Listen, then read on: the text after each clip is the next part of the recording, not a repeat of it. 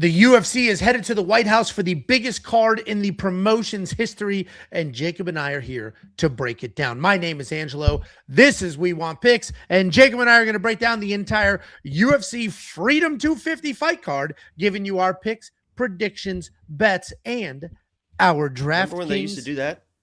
Fantasy Play. Bravo. Hurrah. Bravo. It's like, hurrah. But it was like the person being cheered that did that, didn't they?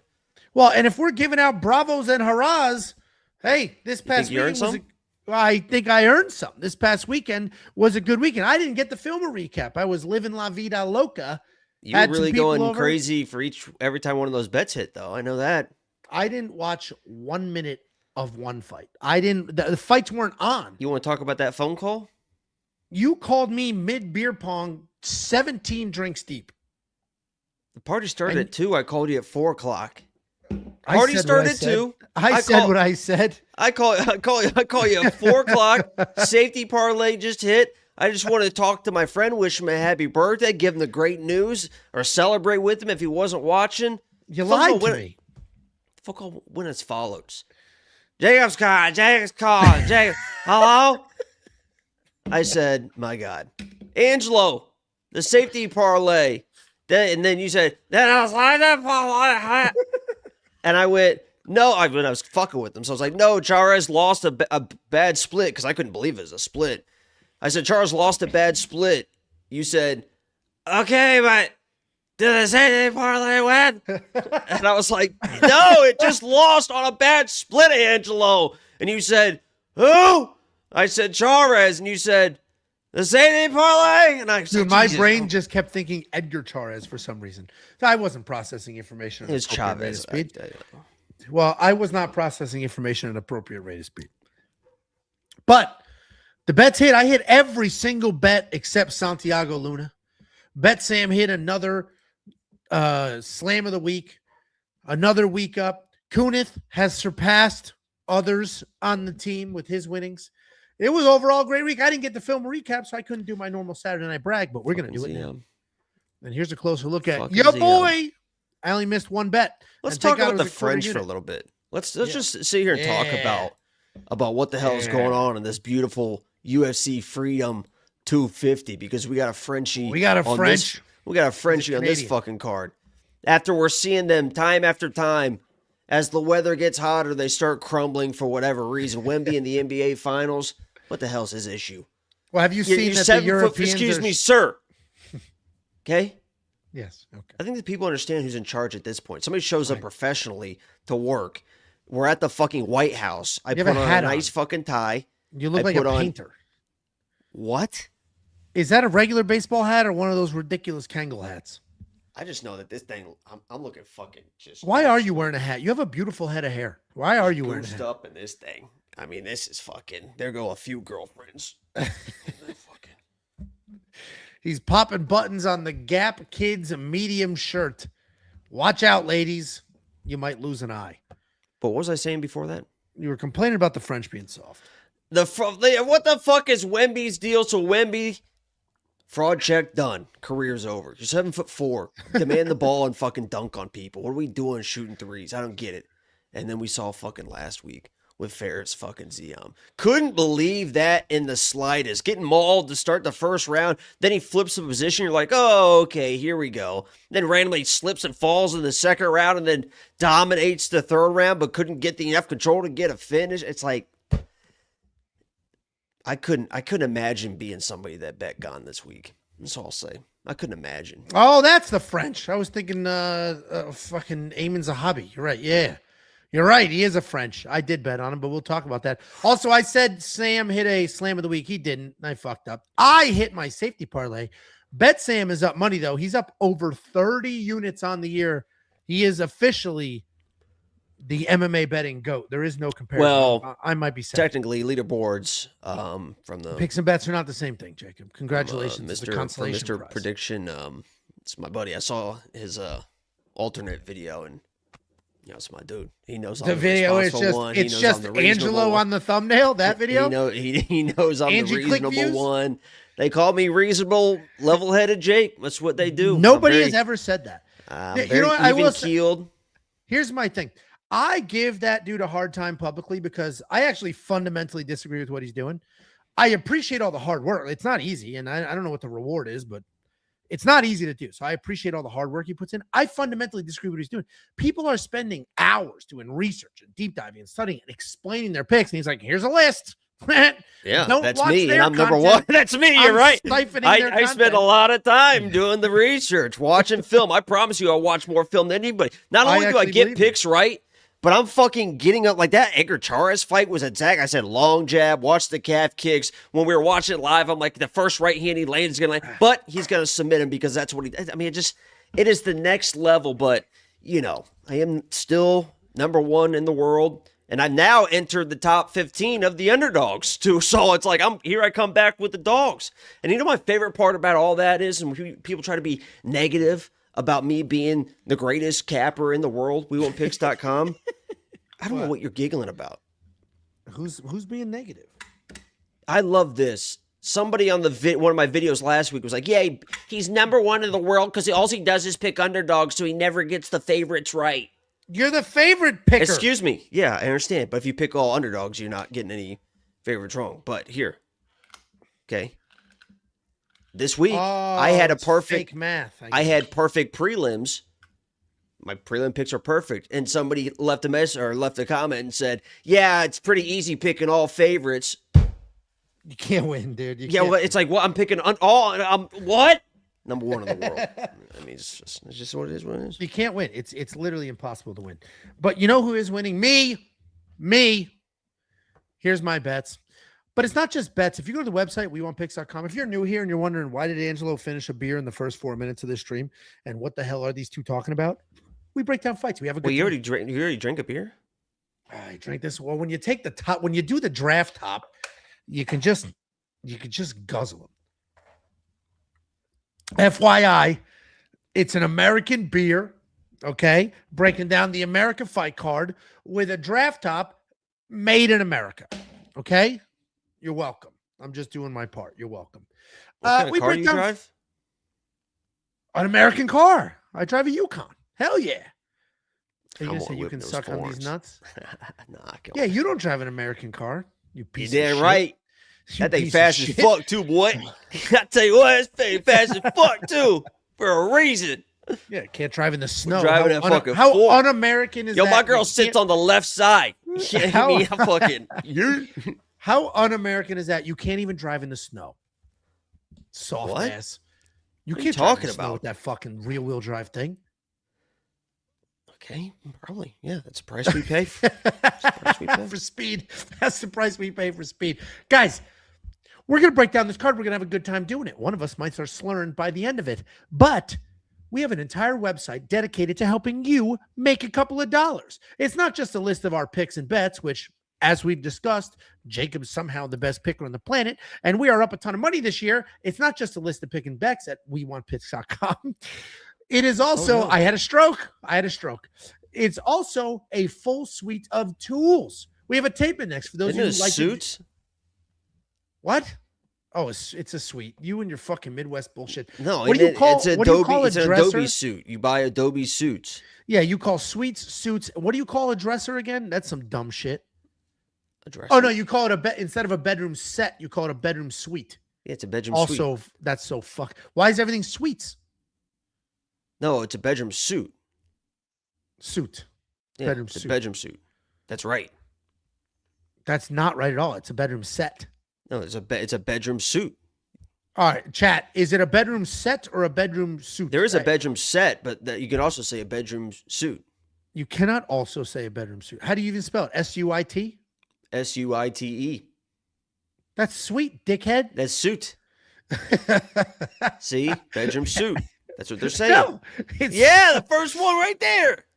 chat NPC 123. No. Yeah, He's bedroom just typing suit. out. He's just typing out the shit you're saying. Okay, guys, listen. The website, damn it, it's not just winning picks and Is it bets. really It's a list. sweet? It's set. Sweet isn't even an option. It's set. No, it's it's set. not When sweet. you go to the store to buy something, it's a bedroom Like set. going to You the don't- suites. You stay in a suite. If you're at a hotel, you stay in a suite. You buy at the store a bedroom set. You buy the Understanding? bedroom suite. No, a set. We have tools on the website. We can teach a man the fish. You want to do your own tape study? We got you lined up. We have a tape index. You want to simulate fights? We have a tool called the Fight Simulator. It simulates fights 100,000 times, and it uses every single piece of data it can to give you those outputs. You can use those outputs to build fantasy lineups, or you can use it to find spots betting. I personally like to use it for significant strike line over and unders. We have a tool called the line movement tracker. We give you opening odds, current odds, win probability, and line movement for every fighter on every card. And we have conditional logic built in to highlight value. We have an entire suite of tools. We have picks, we have bets, we have artificial intelligence. We have five cappers. Him and I happen to be the best looking ones, but we got two dudes from New Zealand and a guy from basically Canada giving you their picks, their bets, their analysis. Every single thing I just mentioned, a bunch of things I didn't, it's only $10 for an entire month. $10, 10 for an entire month. Obviously, we have this tremendous fight card coming up. But then we go to Baku. Actually, we go back to Vegas. Then we go to Baku. We got a whole bunch of fights on the horizon. $10, 1 month. WeWantPicks.com. Click become a member at the top. What are you trying to do? Huh? All right, here we go. Big Maple Those Bets. that were supposed to receive that message received it. Yeah. Big Maple Bets. $7 Canadian, a bedroom suite. Source, I had the DVP. I was the DVP. What's a DVP? Something vice president for Rent-A-Center Canada. All right. See, it is a bedroom suite. Yeah, but Jacob's from the Midwest, and Canada has some fucking Midwest in how they talk. There's a little bit of Canada in there. Did I say that backwards? Midwest has some Canadian in their When's the last time you had a little Canadian in you? Never. You never traveled to Canada for work? Oh, no. I don't know if I've ever been to Canada. Or Niagara like that. Falls. What was with that? What was a hard-ass sea? Holy shit. Canada. What was that all about? I don't think I've been. I've been to Europe. And then what I was going to say before we jump into these fights, did you see, thank you, Big Maple. Big Maple Bets is like, help me out big time. I had to buy something from Canada. And, but we're it just going to ship skip past the fact that I was right the whole time. about, no, one Canadian says that. That's not true. Why do you Congratulations. say it like that? You talk like a Canadian. Congrats. Anyway, did you see that obviously all these teams are here in America for the World Cup, and it said the European teams are fucking struggling with the temperatures. They can't handle the Florida heat. Today, I think the biggest issue on this card, because it is going to be at nighttime, so it's going to cool off a little bit, but I think it's supposed to be like 92 or something there that day. I think rain is pretty much out of the forecast local? unless it comes. Oh, they unless moved it comes it? late or whatever. Oh, What? good. Yeah, I think They it's supposed moved to the come, rain like- because yesterday they're like 69%. No, and people are being so negative about this. I don't I understand. I saw people like, I hope it's a fucking disaster. It's like, why would you hope it's a disaster? Don't you want to watch this? Yeah, they're very spiteful. They're very. But you're spiting yourself. That's what I don't get. That's what I'm saying. It's like I don't know. But for those that don't know, there is a canopy on it. You can see there's actual pictures of it now that are starting to come out and stuff. So the only thing that would really ruin it is like really bad, like windy type rain. At that point, it would probably just be a thunderstorm, and any outdoor event's going to be canceled in thunderstorm anyway. So, but yeah, Hopefully it's fine. I imagine they factored in windy rain. Like they must have plastic that drops down on the sides or something. There's no way they spent. I opened this with the most expensive fight card in the history. They are spending $30 million. No, no, is it 60? I think it's 60 million. Yes, it's 60 million. No, hold on. Let me just look it up. Sorry. But it is going to be at night, but it's still going to be a little bit humid, a little bit more warm than they're used to in fighting, which does play a part. But my whole point was to say that the biggest fight on this card could be European Gane versus the humidity, because the Europeans, they can't handle the fucking humidity, man. Hold on. What the hell's the problem? 60 million. Yeah, $60 million. Because the Sphere, they lost a ton of money on that. That was 24 million. This is $60 million to put on this event. They factor in the rain. Whether it's plastic, there's no way they're just like, oh, tape delay. Yeah, tape people were like getting mad at me today too, because somebody posted a video of like, must have been an outdoor event or something that, just a small regional show that actually used like mats. You know, a lot of those regional shows, they're just mats. It's not canvas. It's like almost like actual gym mats or whatever. So they were like slipping and sliding around. And I was like, guys, this is not, even if it gets a little bit wet, like you've seen like water be spilled or whatever, like it's not really a huge issue with the canvas. And people like couldn't understand that that's the UFC, even if it And like you said, they know that it could rain. Like it's like they have that plan, but the whole like, oh, the canvas is going to get wet. So it's not going to turn into a fucking gym mat and you're slipping and sliding around. Like, Oh, this is also why outdoor events suck. Like, there's just too many unpredictable things. And finally, we had this comment from Victor Garcia. When's the next event y'all boys plan on attending live? Would love to buy you a round of beers. First of all, I'll buy you the beer. Second of all, buy me one. He can buy you one. You can buy me one. We're going to Oklahoma. And I was going to have a whole slide for that, but they haven't announced the main event yet. The rumor is DDP versus Usman, but it's not announced yet. But we are going to Oklahoma July 18th. Me, Jacob, Casey, and we have a fourth ticket. We'll figure out the fourth. And don't start trying to volunteer yourselves for a raffle. $1.99 super chat from Vaquinto. There's no freedom for Diego Lopes walkout song. Yeah, I didn't know if that headline was real or not. What did it say? The headline was he's not allowed to come out to his walkout song because of some relation issue with U.S. and Mexico or something. That can't be. Also, he lives in Oklahoma now, so he should walk out to. And he's not Mexican; he's Brazilian.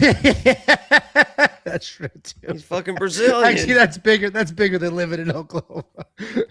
He does. Does he represent what flag is next to his name during his fights? Not real.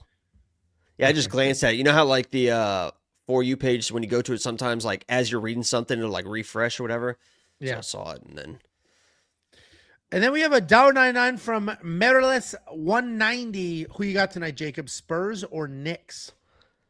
I think the Knicks are gonna smoke them. Everyone's like, oh, like that line is it's way too close than it should be. Like -2. I mean, how many points are they getting? 2 points. Like, how many points are they getting for being at home and they haven't lost 13 games and stuff? Like, it feels like they're almost trying to get people to bet the Spurs. They get fucking smoked. I only put like $40 on it, but I have the Knicks to win the first half and the game and win by 15 plus 40 into 156 to return about 200.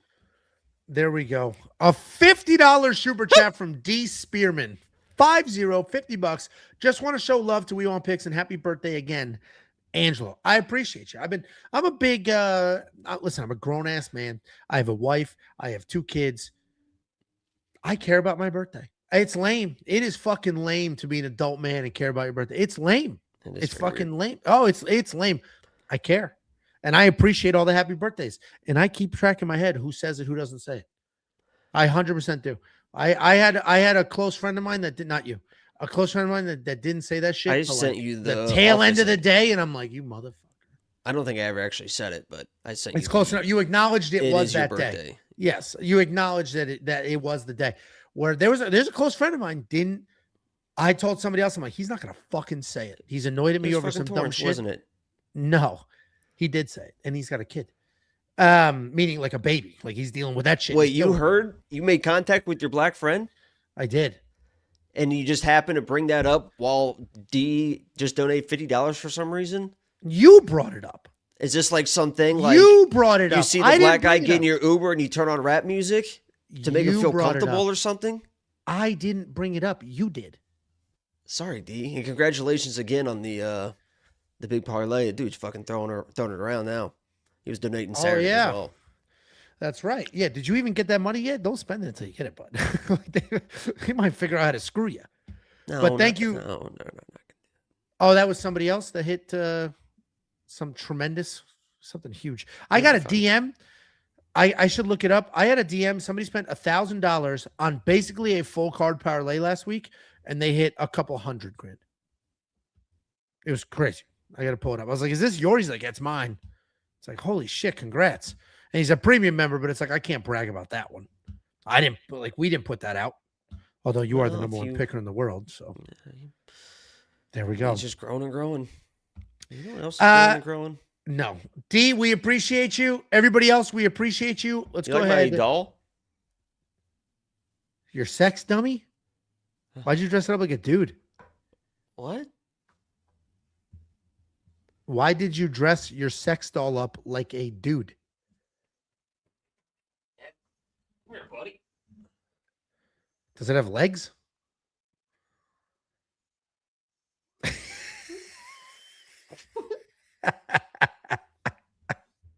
All right, we're breaking down this fucking card. Opening up the UFC Freedom 250 fight card, we have Diego Lopes taking on Steve Garcia. Diego Lopes, 27-8 in his career, 3-2 in his last 5. He is coming off that second title loss, taking on Steve Garcia, 19-5 in his career, 5-0 in his last 5 on a 7-fight win streak. We all know Diego Lopes by now, dangerous grappler. He's added striking to the mix. We know he's got some dog in him. We saw that in the fight against Jean Silva. He has no problem dogging it out. He has no problem shooting a couple takedowns. He has no problem making a fight ugly, but he is more dangerous of a grappler than he is a striker. And he is coming off that lackluster, his second lackluster performance in title shot against Alexander Volkanovski, taking on Steve Garcia. Steve Garcia has made a name for himself as a boxer. He's coming forward. He's putting his hands on people, and he has knocked out 6 of his last 7 opponents. The only person he didn't knock out was Calvin Kattar. He likes to come forward. He's got big strikes that either put you away or he can even set up some takedowns. Striking is solid. He's got good movement, big power. Fucking McElroy. Decent speed. He is unorthodox, and he's not afraid to mix it up. He is coming off that first-round knockout win over David Onama. When you look at this card on the surface, and when you look at the opening odds of this fight card, it was very obvious, right? You just snap judgments, opening odds. It was like huge favorite, huge favorite, huge favorite, huge favorite down the line.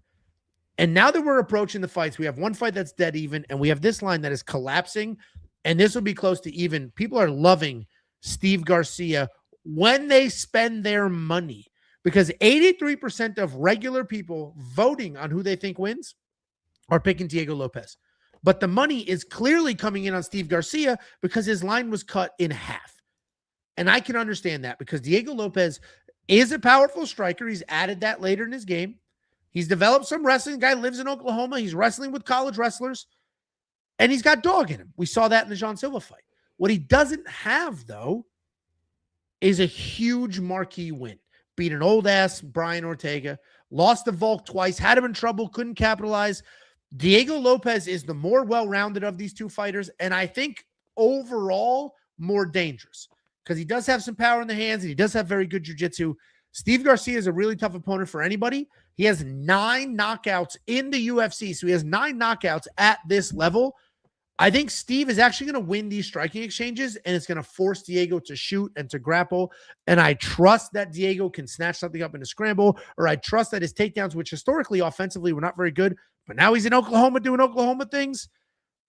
I'm going to pick Diego Lopes, but I think Steve Garcia is the most live dog on this card of all of them because there's a couple live dogs. I think he's the most live dog, and I think an inside the distance decision, no action on Steve Garcia makes more sense because I think if there is a finish, it might come from the Steve Garcia side. What do you think, Jacoby? Here's a great question for you, and this is really going to put you in a good spot or a bad spot with the chat, with the public, with the vision of how people see you. Do you know what the Oklahoma drill is? Yeah, of course. That's that football drill where you're sitting down, facing opposite direction, stand up, turn around, run into each other as hard as you fucking can.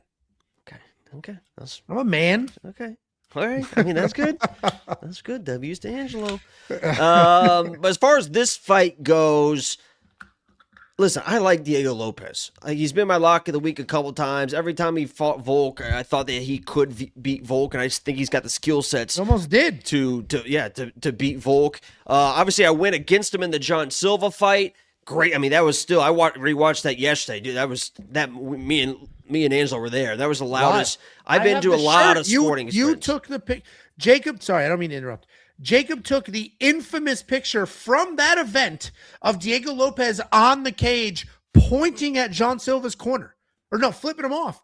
Jacob took that picture, and that picture went so viral and got so big, they turned it into fucking T-shirts and merch, and that's Jacob's picture. And not only did they use it, they didn't steal it. They reached out and said, can we use this? And, of course, Jacob said yes. Yeah. Sorry, go ahead. That's a big deal. That's a really cool thing. It is a cool thing. They signed it and he said lock of the week on there. He was not the lock of the week that week, unfortunately, but I thought he did come back, and that was a lot. I was going to say I've been to like a lot of I've been to hundreds of live sporting events. I was very privileged as a kid to go to like a lot of Pacers playoff games and Colts playoff games and stuff.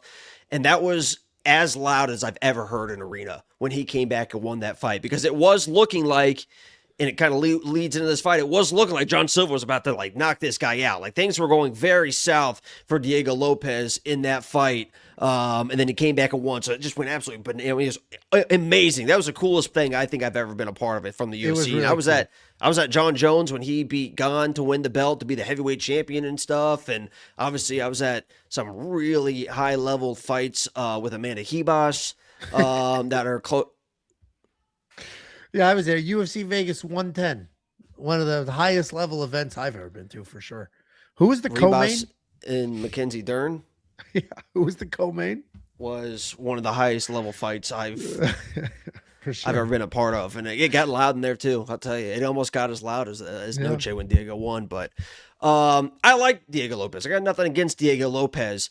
But it's time to accept who Diego Lopes is, and that's a very good fighter. He's got good boxing, he's got good power, he's got wrestling, he's got jiu-jitsu. He's going to be in every single fight, but we haven't really seen him like take that next level. Like his striking has kind of been the same the last kind of 3 or 4 fights, and it gets done versus some people, and it doesn't versus others. And unfortunately, against the Steve Garcia, who used to be like just kind of this brawling type of guy, and I assume people think he's going to come in and just be swinging wild with wild pressure and trying to knock Diego out and stuff like that. That's not who Steve Garcia is anymore.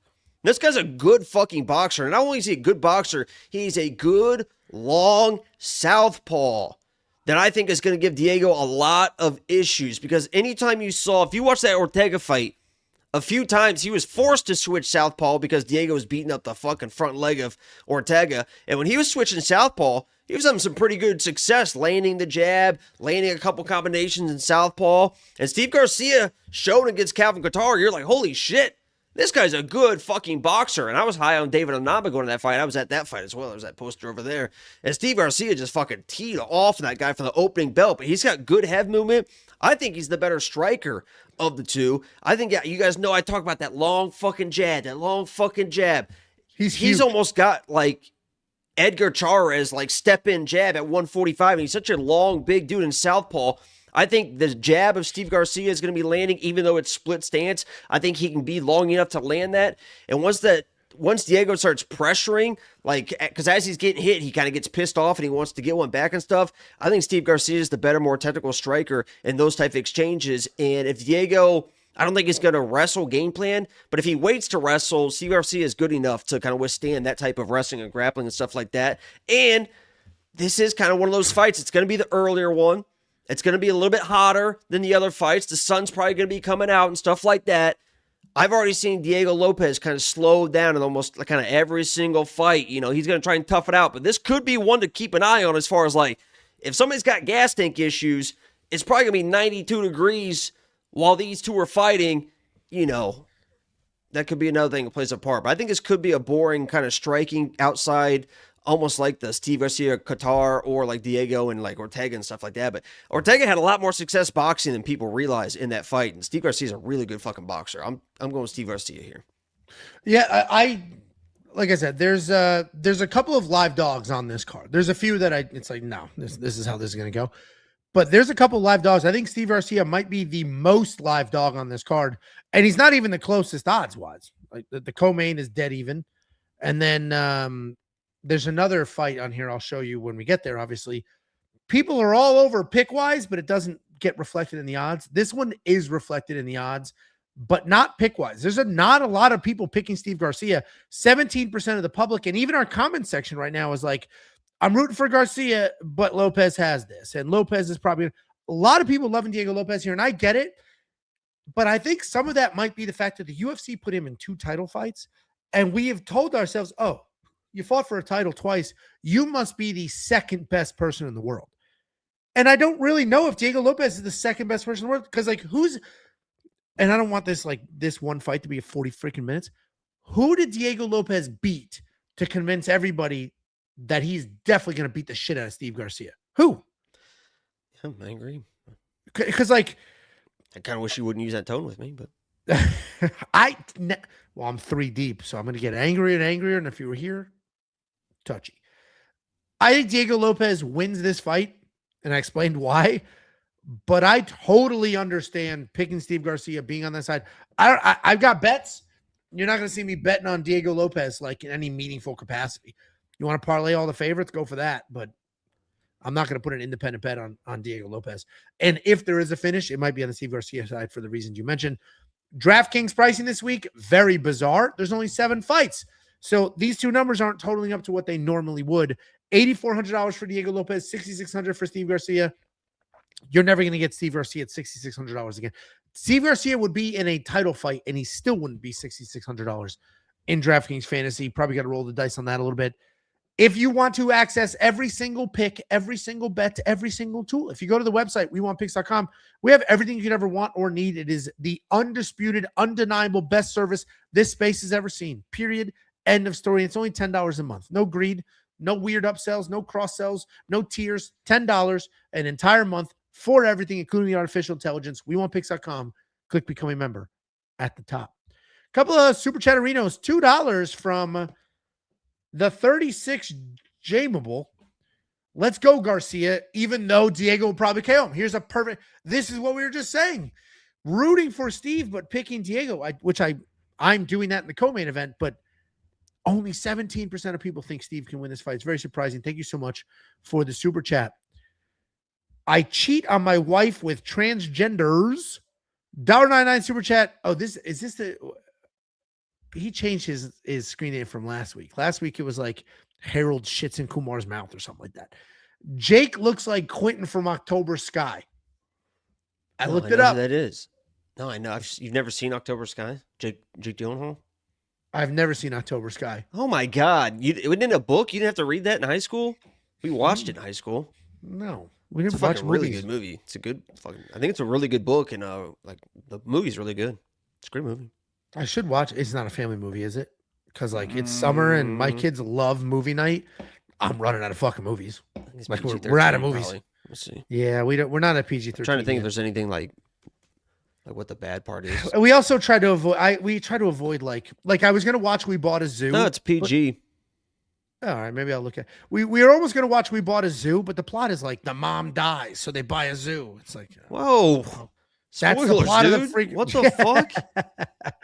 I looked it up. They're just getting everybody. This is like the 3rd week in a row where somebody has super chatted that you look like somebody, and it was the fucking Shermanator from American Pie, and they're just getting more and more clever with how to do that. So I appreciate them. And $1.99 from Gavi P. Lopes dominated Silva round 1 and most of round 2. Not most of round 2. He was getting fucked up. If you rewatch that fight, he was getting fucked up. Silva landed probably like 4 or 5 like KO type shots, and it was like that was like almost a last second by Diego. Like they even talked about it, like in the back. I mean, they set the shot up. They said if he gets aggressive, so Diego was like literally running away from John Silva and was like fuck it, and it landed, but he was in trouble on the feet. Well, he dominated the first round because he got that takedown. And that wasn't even a take. It was John tried to. It was like the Alexa Grasso Shevchenko takedown. Like he picked him up and slammed him down, but he gave him his back. He spun and because he faked the spin. I watched it today. So John was standing there and he like did like he showed him his hips or whatever. Do the other like camera, that. Huh? You got 2 cameras and a suit on. Let's see it. Yeah, go to the other camera. What's the point? If you're gonna show a move, yeah. Okay. Well. Okay.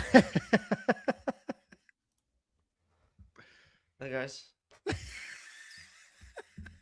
not even tucked in. Oh, you're wearing long ass pants and everything? That's a real commitment, dude. We can't see your legs. That's great. Go ahead. So he's in here and he likes to get his hands a little bit low. So he's in here like this. He might have been southpaw, but he goes like this. And he just kind of, you see right there? Just a little. Who's just he? Get a little. John Silver just. Okay. Long John Silver's just gives him a little bit of this right here, but he doesn't actually do anything. But then 2 seconds later, he fucking throws something, and right when he went to throw it, Diego just bum rushed him and grabbed his back and got his back. Oh, got it. Had him like there. Had him like this. And then fucking with motherfucker, he found him like this. Then he has him like this. Why are your hips thrusting? And he's high on the mount like this. He's high on the mount. You got to try and get high on the mount. Then you're going to grab the arm. No, put your legs down. Why are your knees in the air, stupid? I wrapped my cord around it. was my hanging. Let me see you pick that dummy up again. We'll find out if you know how to wrestle. Huh? Pick that dummy up again and throw it. I'll find out if you know how to wrestle in 2 seconds. Throw it how? How you just did. What do you mean? Just pick it up enough to get off of feet and slam it on the ground, just like you did. I want to see what your hips do. Okay, ready? Yeah. Get off me, bitch!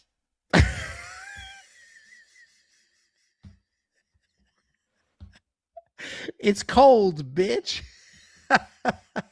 No means no. I just worked a 12-hour shift, and this is what you made? All right. And then $2 Super Chat for Gabby P again. Silva had a good 2 minutes in the second round. LOL. He had the whole second round, and then he got a spinning back elbow to the head. Outside of that, he dominated the second round. But yes, great win for Diego, and that was our view into, Diego can be a dog. Next up, at the UFC Freedom 250 fight card, we have Bo Nickal taking on Kyle Daukaus in the People's Main Event. Bo Nickal. Funny one there. You wrote that one down? No, I just did that. I mean, the improv is improving rapidly. You basically said that on Twitter, and then he unfollowed you because you were rude and mean. Yeah, I don't know what that thing. Weirdo piece of shit.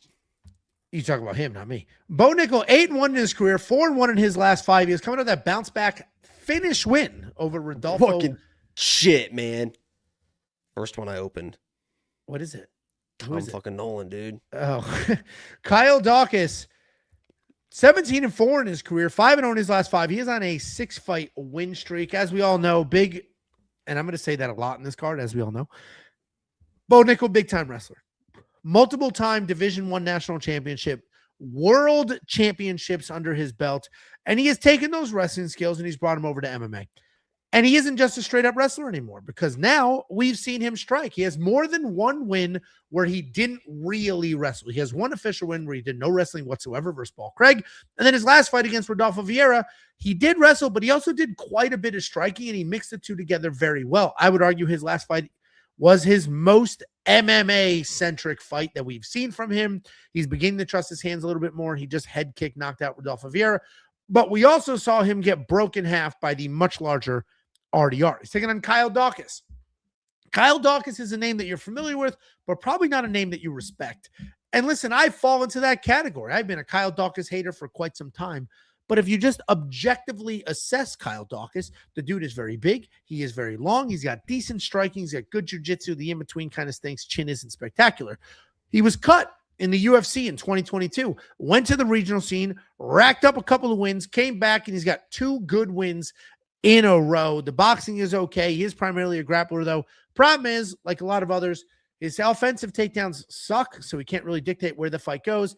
And defensively, his takedowns are 82%. There's only a couple times, so many times that I can sit here and be like, oh, Kyle stinks and he's going to be wrong.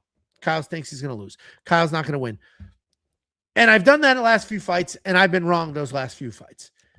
And I'm going to do it again right now, but I don't think I'm going to be wrong. I do think Bo Nickal wins this fight, because if you look a little closer at Kyle's last couple of fights, like, okay, you knocked out a Michelle Pereira, who was coming off a divorce after Jacob broke up his marriage. Then you finish Gerald Mearshart. Okay. It is me and 6 other women in this house right now. They could all finish Gerald Mearshart.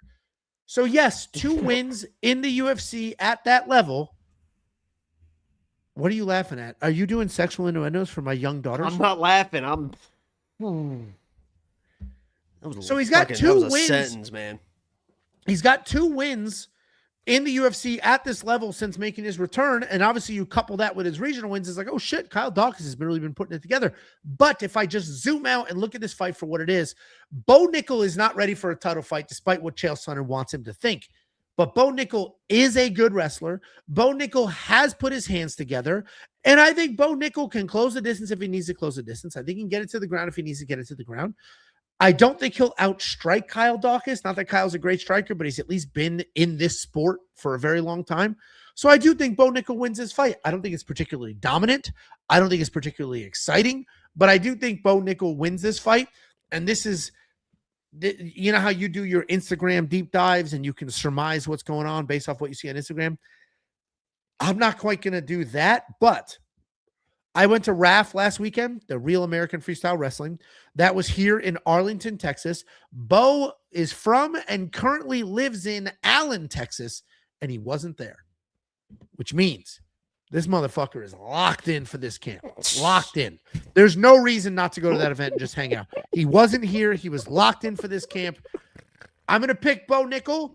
I am surprised that his odds are widening instead of tightening. This is a fight where I think the odds should tighten a little bit, and it's probably just some residual disrespect for Kyle Daukaus. What do you think, Jacoby? Yeah, this is where that piece of shit followed me on X, waited for his press conference. I posted a picture of him and Kyle at the press conference. He took it and drew his own green lines. He quote tweeted you, though. He didn't steal. He didn't ask for permission. I'll tell you that right now. The quote tweet is the permission. This is what they say. You don't ask for permission, you ask for forgiveness. You've had lots of basically every slapdick on Twitter trying to get some MMA clout is directly stealing from you, stealing your exact photo. And if they're not stealing your exact words, it's close enough. Bo Nickal quote tweeted. That's different. You gotta respect. If you're gonna, now he greenlined himself. That's fucking dumb. Yeah. If you're gonna do the green lines, you need to ask. You need to check in. Fair. You know what that means, right? Check in. Have you ever went somewhere and checked in? Oh, like if you're in the wrong hood, like, hey, I'm good. Homie says I'm good. Yeah, you better fucking check in. That's what kept me alive in San Antonio. Walking down that street back to the hotel. I walked by that club. I walked by that club and I was like, oh fuck. It was like just like a little bar or whatever. But people were like coming in and out. And I'm just fucking walking. And the bouncer looks at me and I'm like, oh shit. And I just looked at him confidently, gave him a little head nod. He's like, thanks for checking in. And let me go on my way. Because I got it like that. That was when the tattoo was fresh too. I had this bad. I was like walking around like this. I'm tough. I picked you up in an Uber. I'm tough. It was after some of the bad neighborhoods, but I picked you up in an Uber. It was 1.5 miles on foot through the pitch black in what is known as the roughest neighborhood, the roughest street in San Antonio.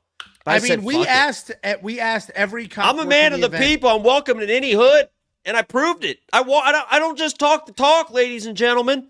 I'm not sitting here being like I'm this and I'm that. I went out there in San Antonio and fucking proved it. That I can go anywhere. At any time. That was at fucking 1:30 in the morning. I'm just walking solo dolo.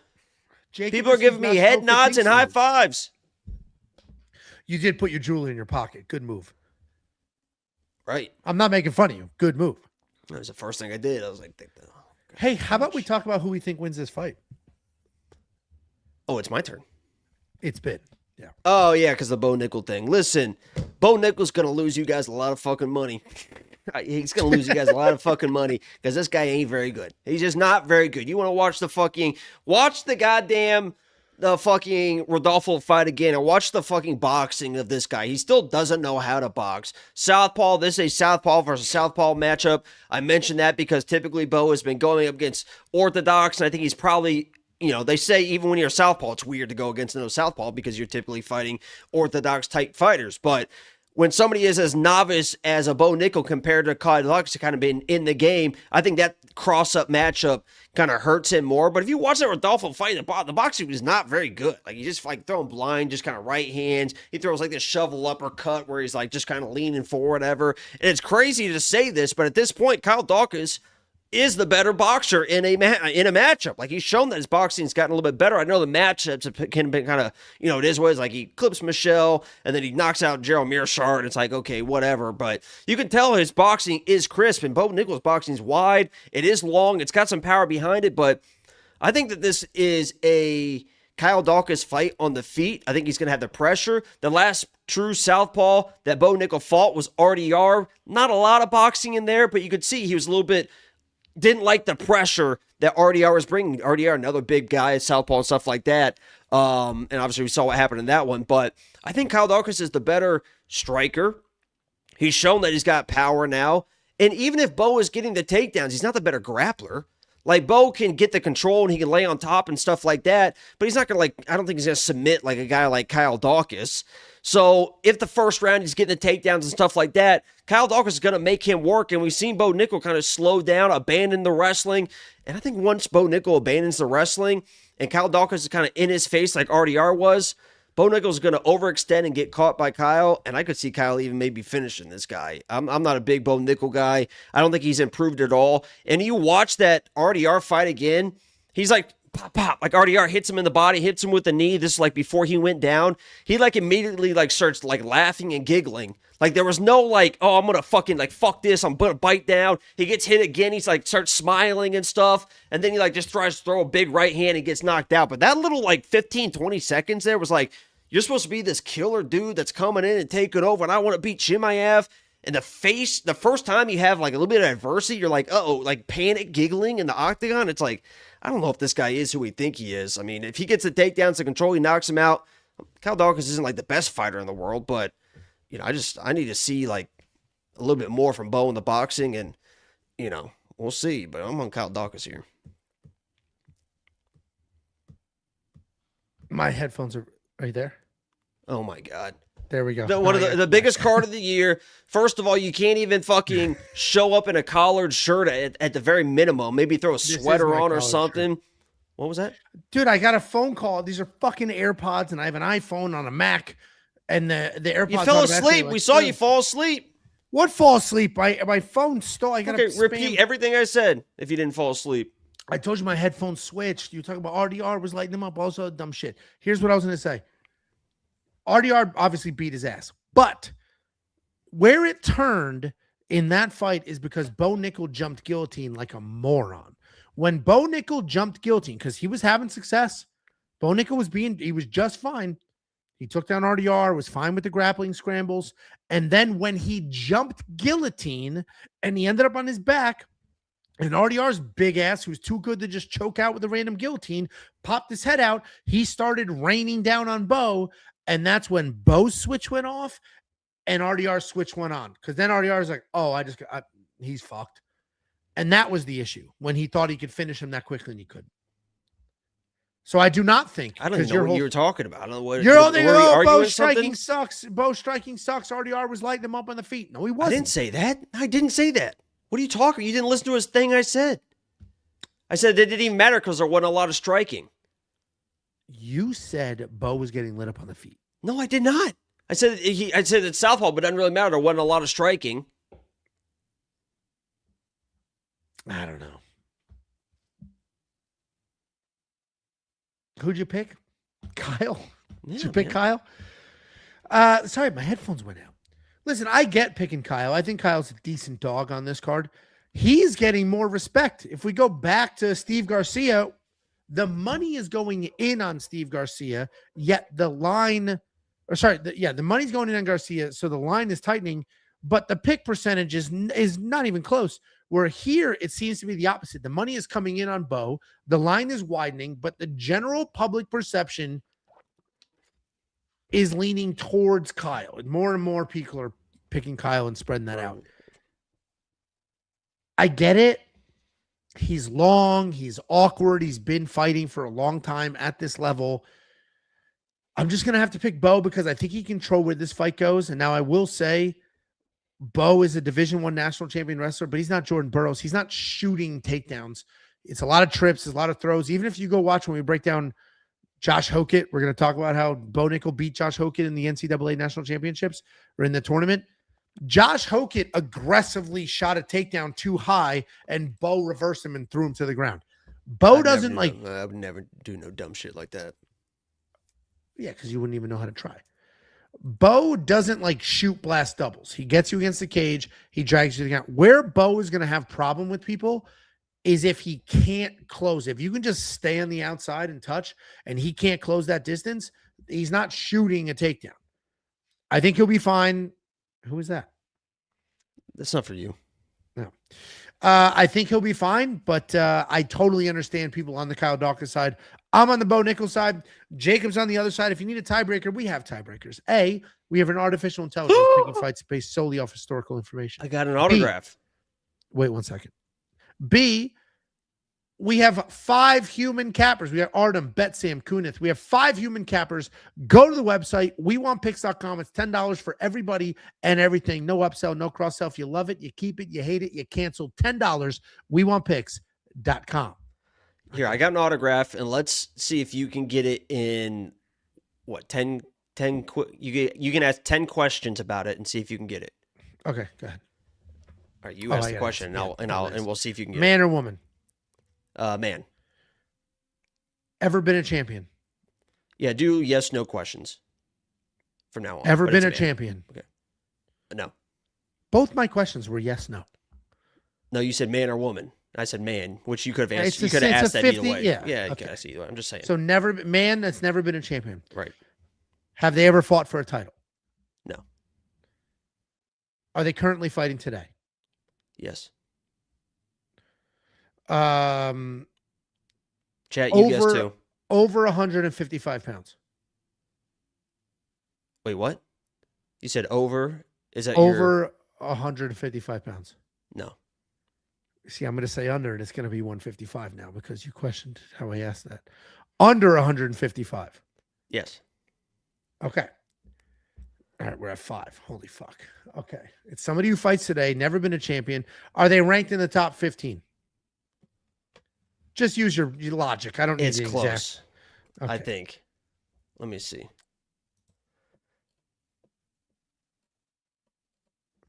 This is under 155. So we have 45 and 35 and 25. We have 3 weight classes to work with. Not a champion, is a man. Hold on, just a second. I can't remember if they. You gasped. And he has to look it up. So it's not somebody in the top 10 that's like easy and obvious. Or this is a fake. I think this might be a fake. Not in the top 15. Oh no! Yes. Sorry. Is this are they an Yes. American? No. Not an American. Oh God. Do they speak English? Not as our first language. I don't think they speak. But they do, like the interviews of English. I Have don't I know. I heard don't this think person so. speak? Okay. I don't think so. We got 3 left. Dude, this is impossible. It's a man. People are saying Vernon Chandaroba. It's a man. You got to give me a hint. This is too big of a fucking. No, just keep asking. Just keep doing it until you get it. I guess we'll see. Just keep It asking took questions. me We'll 8 see. questions to get to a man under 155 pounds who's not from America. And You should isn't a ask world better champion. questions then. I don't know. Have they fought in the last 2 months? No. I should have said have they fought in 2026. No to 2 months. Have you and I seen this person fight live together? No. It's anybody. It's anybody. But I've seen them live. But we haven't seen them live together. Under that doesn't help. You went to can I Google? No. Because did you see him live? I mean, Did yeah. you see him live at UFC Atlanta? No. UFC Tampa, I mean, sorry. No. It was early on. So it's a Vegas card that oh no, I think was that's it with Jordan? I can't remember. okay? If it was with Jordan, then it was at the Don't take that for. I don't think that's right. guys. I'm gonna need. All right, so are we just going with ethnicities here? Is it a white guy, No. a Japanese guy? No. Okay, he has. Is an Asian. Yes. Okay, what light Asian isn't Japanese? That's top 15. Well, I think it's in Asia. It's not. You got to think outside the box, right? Could be It's not India. It's not India, and parts of Russia are Asia, but we're not going to play that game. A Korean? Korean's a good idea. What Korean? What light? Is it Song Yadong? No, he's Chinese. And that's an obvious ranked in top 15 like that. He didn't have to look that shit up. Nobody's got it. Dude, we're never going to get this. Ask better questions. Just keep asking questions. I mean, Jesus. All right. Someone got it. I'm not going to read to try to figure it out. Someone Is it got Du Ho Choi? No. Keep asking Oh, questions. is Gene Matsumoto? No. I was gonna say he's Japanese. That'd be fucked if you said no. It's not Horiguchi. He's Japanese. Well, you said somebody got it. It's a lot of Gene Matsumoto and Duho Choi. That's it. No. Manel Kopp isn't Asian. Is Manel Kopp Asian? No. And he's obviously ranked in the top 15. Okay. You said they're not white. They are some form of Asian. It's a man in a lightweight class. Not a current. Have they ever fought for a world title? No. Have they ever been lock of the week? No. Why did you gasp when you saw it? It's a banger. It could be a banger. Could be. Does this person have a good future? Probably. Or is their career pretty peaked at this point? I mean, you know it depends on who you ask, because there's a friend of the channel that would say they have a horrible future. There's your hint. But yeah, it's probably not even going to help you because you're kind of clueless. There's a friend of the channel. Yeah, I am clueless. Which friend? There's a friend of the channel that if you asked him about this fighter, he would tell you that dude is fucked in his next fight. I'm talking about fucked. If you ask, so he has a fight coming up, right? A non-Japanese Asian in a booked fight that we know about. Mm-hmm. Are they fighting on the Connor card? I don't think that's the Connor card. No. Well, I mean, shit. You just gotta keep going, I guess. I mean, I don't know what you're doing. Is it rough? I need help. You guys need to help me out here. It's not a Japanese. My brain is only doing Japanese Asians. Is it a Russian? It's not a Russian. Is it a Russian? Some version of Russia that's near Asia? It's you fucking loser pussy. That's the game you're playing. Huh? It is some like it's a white Asian. Yeah, it's like I don't an Eastern European Asian, basically. Right. It's come on. One of the mountain men. One of the mountain men. Dagestanis aren't Asian. He's not Dagestani. All right. It's an Eastern European Asian. It's a white Asian. Is it a Su Almabayev? Someone keeps spamming a Su Almabayev. No.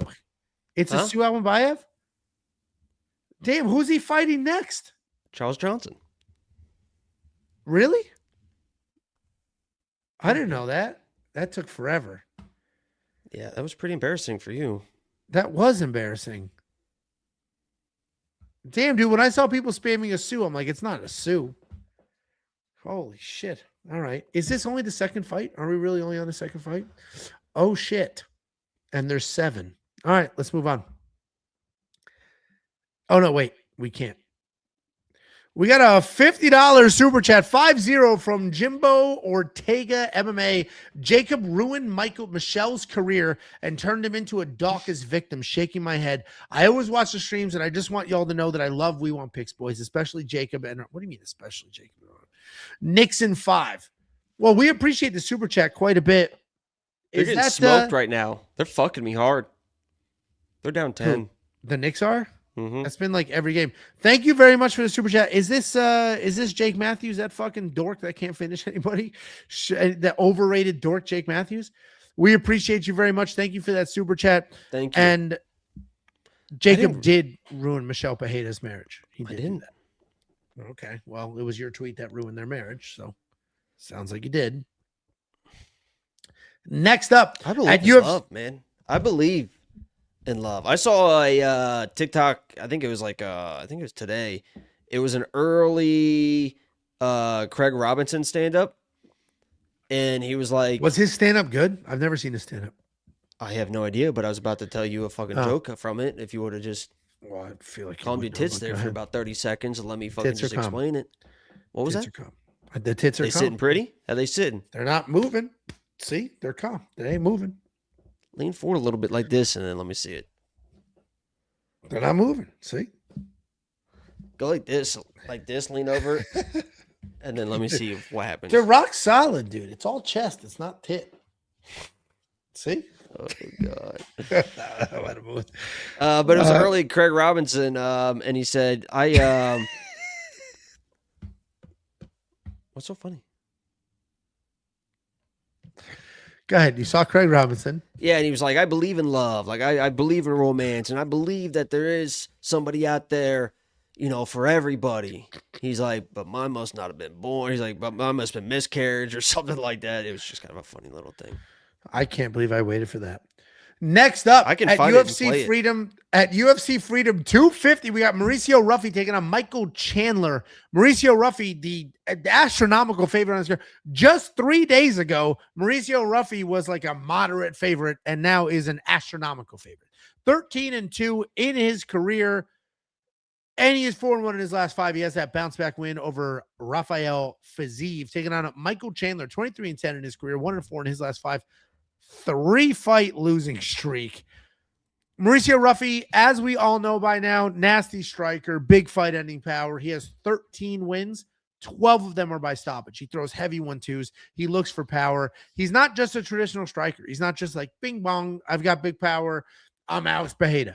He's got spinning techniques. He has incredible movements. He is willing to take chances. His UFC debut had a scissor takedown in it. Holy shit. Yeah, my poor Jamie. He's one of the reasons why I don't have a job.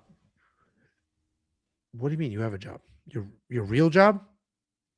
What are we talking about? Oh, because Jamie Mullarkey got cut from the UFC. There you go. Well done, Angelo. Sometimes it's almost like when your kid, how your kids are, start rambling about whatever. Say it. Oh, they do ramble. Okay.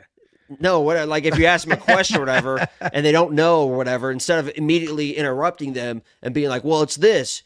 If you just give them a second, they'll be like, okay, yeah, okay. And they'll connect the dots themselves, That's what I just let happen to you. I was about to jump in and be like, this is the joke, Angelo, but you slowly were like, oh, wait, this, and you could see you connecting the dots. So I just want to say, I always get there. Nice job. I was paying you a compliment. That's after 4. I got there after 4. It was good. I didn't think I saw you start heading, and I was like, come back, Ange. Don't leave, Murph. Don't let me leave, Murph. These are 7%. 7% is. Don't let me leave, Murph. That's like 8 regular. Mauricio That's Ruffy. like what a fucking burrito at Taco Bell's doing in the fourth dimension, watching itself go into the bag that's going to your house. Because what a fucking ride that burrito's about to go on. Don't let me leave, Murph. Don't go in the bag, Murph. Holy shit. To see what it sees going into that gullet and all the experiences. 2 bites. It doesn't see much. It's 2 bites. The experiences and that fucking diarrhea train that you haul around every day. It's out almost as fast as it's in. Jesus Christ. Don't let me leave, Murph. We have people watching for the first time ever because it's such a big card. And they're like, why is that dork wearing a hat and a tie? And the other one's too good looking to be doing this. That's what's happening right now. That's what they're thinking. So let's lock in. Let's lock in. Mauricio Ruffy, very exciting fighter, very creative fighter, very good fighter. He just knocked out Rafael Fiziev in a pretty surprising finish, if you ask me, taking on Michael Chandler. Michael Chandler is an accomplished wrestler. And I need to remind you of this because there is some risk in this fight. 4-time Division I NCAA qualifier. A 1-time Division I All-American wrestler. Problem is, that's 20 years ago. You watch his fights, you wouldn't necessarily get to that because he walks into that cage and he turns into Corky from Life Goes On. This dude doesn't make smart decisions in fist fights. He's got fight-ending power in his hands. Corky from Life Goes On. Let me just age that one real quick. Life Goes On. Age it and look at it. Okay? Yeah, that's a 90s, right? That's 90s, early 90s. When was Life Goes On? 1989. That's when it started, not when it ended. Ended 93. I was 10. Even born. I was 10. What? What? Is that dual? Whoa. And there's reruns. Jesus anyway, Christ. You were 10 watching Michael Chandler in high school in 93 wrestle for his fucking All-American status, where the fuck he's all rambling on about yapping about. What do you mean rambling on? I said Hooting and hollering about the wrestling. Who gives a fuck?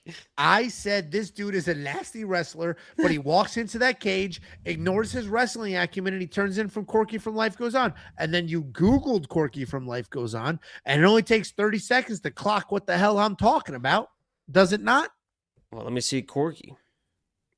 Oh, you Googled the show, not the person. Yeah.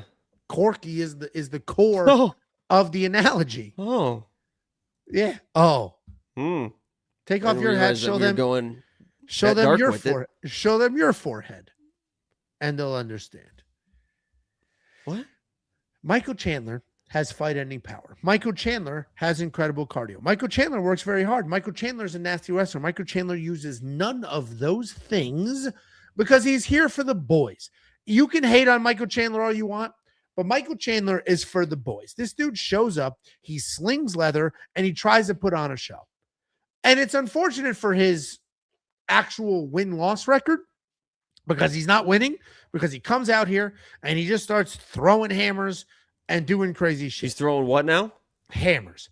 But it is fortunate for us. I have not seen a cock in a few days, I'll tell you that. Because yours is inverted? No, LA Fitness. I've been giving you updates on what I've been seeing at the locker room and stuff like that. The last was I saw that micro Asian. It was a regional Asian with micro. Shit. And I haven't seen one in the last few days, so just want an update. People were asking, so nobody asked. Here's the thing: Michael Chandler's a little older now. Michael Chandler puts in the time, he puts in the effort, but Michael Chandler understands how you get paid. And the world we live in now, you get paid with big fights. You don't get paid with wins. Michael Chandler is going to come into this fight, and he is not going to wrestle. Because if he wanted to wrestle, and I understand he wrestled Paddy Pimblett a little bit, if he wanted to wrestle, he could have some success. We watched with our own eyes Mauricio Ruffy freeze up against Benoit Saint-Denis, not let his hands go, and ultimately lose that fight. That was a different fight. Because Michael Chandler is not Benoit Saint-Denis. Michael Chandler has some better skills in certain areas, but he doesn't have the ability to lock in a boring game plan. I think Michael Chandler's going to stand. I think he'll get dotted up a little bit. I think when he decides to wrestle, it'll be a little bit too late. And for anybody using the Benoit Saint-Denis loss as I think Mauricio loses because of this, we need to remember that loss might be one of the best things that's ever happened to Mauricio Ruffy's career because he lost that way. It was a very clear, straightforward loss. And now he can go back, retool, and work on those gaps. I think Mauricio Ruffy wins this fight. I do hate that these odds are starting to go bananas. The dude was minus 500 a week ago, 3 days ago. What week? Now he's minus 775. About a week ago. Last thing I'll mention, this is the craziest DraftKings pricing I've ever seen. I've never seen a $10,000 fighter before, but here we go. $10,000 Mauricio Ruffy. Jacob, how do you think this fight goes? Jacob, how do you think this fight goes? I got another signature. No, we have to do this. And then I'm not going to look at it. All right, good. We'll look at it between. I think I saw it, but yeah, Ruffy knocks him out. Okay. I'm going to look at it. No. Come on. There's new people watching that have never watched before. Yeah, it's as simple as that. I mean, that's a breakdown. So there's not much. Ruffy's going to hurt him and probably knock him out. I bet at first, maybe second round. That's just what's going to happen. It's pretty easy. All right. Well, there's your breakdown, guys. If you want some additional insight or you want to check out all the bets, we've kind of sometimes when you're number one in the world, Angelo, you kind of act like that. I got the suit on. I got the tie on. You don't have a suit. I got the bravado. I've got the chama in me. So sometimes the breakdowns, when you're number one in the world, you can kind of carry yourself a little bit different. You can kind of act different. Like wear sunglasses inside. That's exactly right. I also don't know why you're wearing a hat. You have a beautiful head of hair. Why the fuck are you wearing a hat? I don't understand what this one is. What is this card, guys? I thought it was an auto, but that's the anti-Israel deluxe, apparently. You heard they revoked his tickets because of what he said, or at least according to him, his tickets were revoked because of the things he was saying. Now, if he had tickets and they took them away, that's actually kind of crazy. If he never had tickets to begin with and he wanted to go and they said, nah, we're good, that's a little different. Do you think they revoked his tickets? Yeah, no comment from me. I'm just going off what he said. He said he had tickets and they revoked them. Did I say go to the website? WeWantPicks.com. Anything you ever want or need. Greatest service the space has ever had. And if you hate the rambling, great. You don't need to listen to us. All the picks and bets are on the website. Hey, I'm making it quick for the people. They appreciate that. Thomas Rinker, $10. You are not making it quick. Chandler wasted years waiting for McGregor, but he got the next best lookalike. He did waste a ton of time, but I think he got paid. Like, he didn't necessarily get Conor McGregor money because he would have finished Conor McGregor for sure. And honestly, he still might be able to fight Conor McGregor if Conor loses to Max, Michael loses to Mauricio. They might just throw those two together. I don't know how you make that a headliner unless it's a fight night, but they might still do that. Mauricio Ruffy definitely has some Conor in him, but I think Mauricio Ruffy is a better fighter than he's got one inside of him. Peak. I think he's a better fighter than even Conor at his peak. He doesn't have that same power, but the movement is incredible. Thank you, Tomas. American Darter. Oh, this is oh fuck. What was his original name? I'm forgetting your original name. Next Lennon. That's right. You've been American Darter for so long. Next Lennon. Here I am thinking. Oh, this is a short card, so it'll be a quick stream. Dude, I told my wife. I literally told my wife, I'll be done quick. Don't worry about it. It's only 7 fights. I took off Monday for the card. Let's go. Lit. LOL. We appreciate you. Or let's get lit. Wait, what'd you say? You said you told your wife it was going to be quick? I was like, yeah, I got to stream it. This won't take too long. There's only 7 fights. And here we are, fucking hour and 11 minutes. We're not even halfway through. Homosexual relationships. Envy, 499. 50. Chandler's wrestling game plan versus Patty makes me scared to bet this fight because of Ruffy's takedown defense against BSD.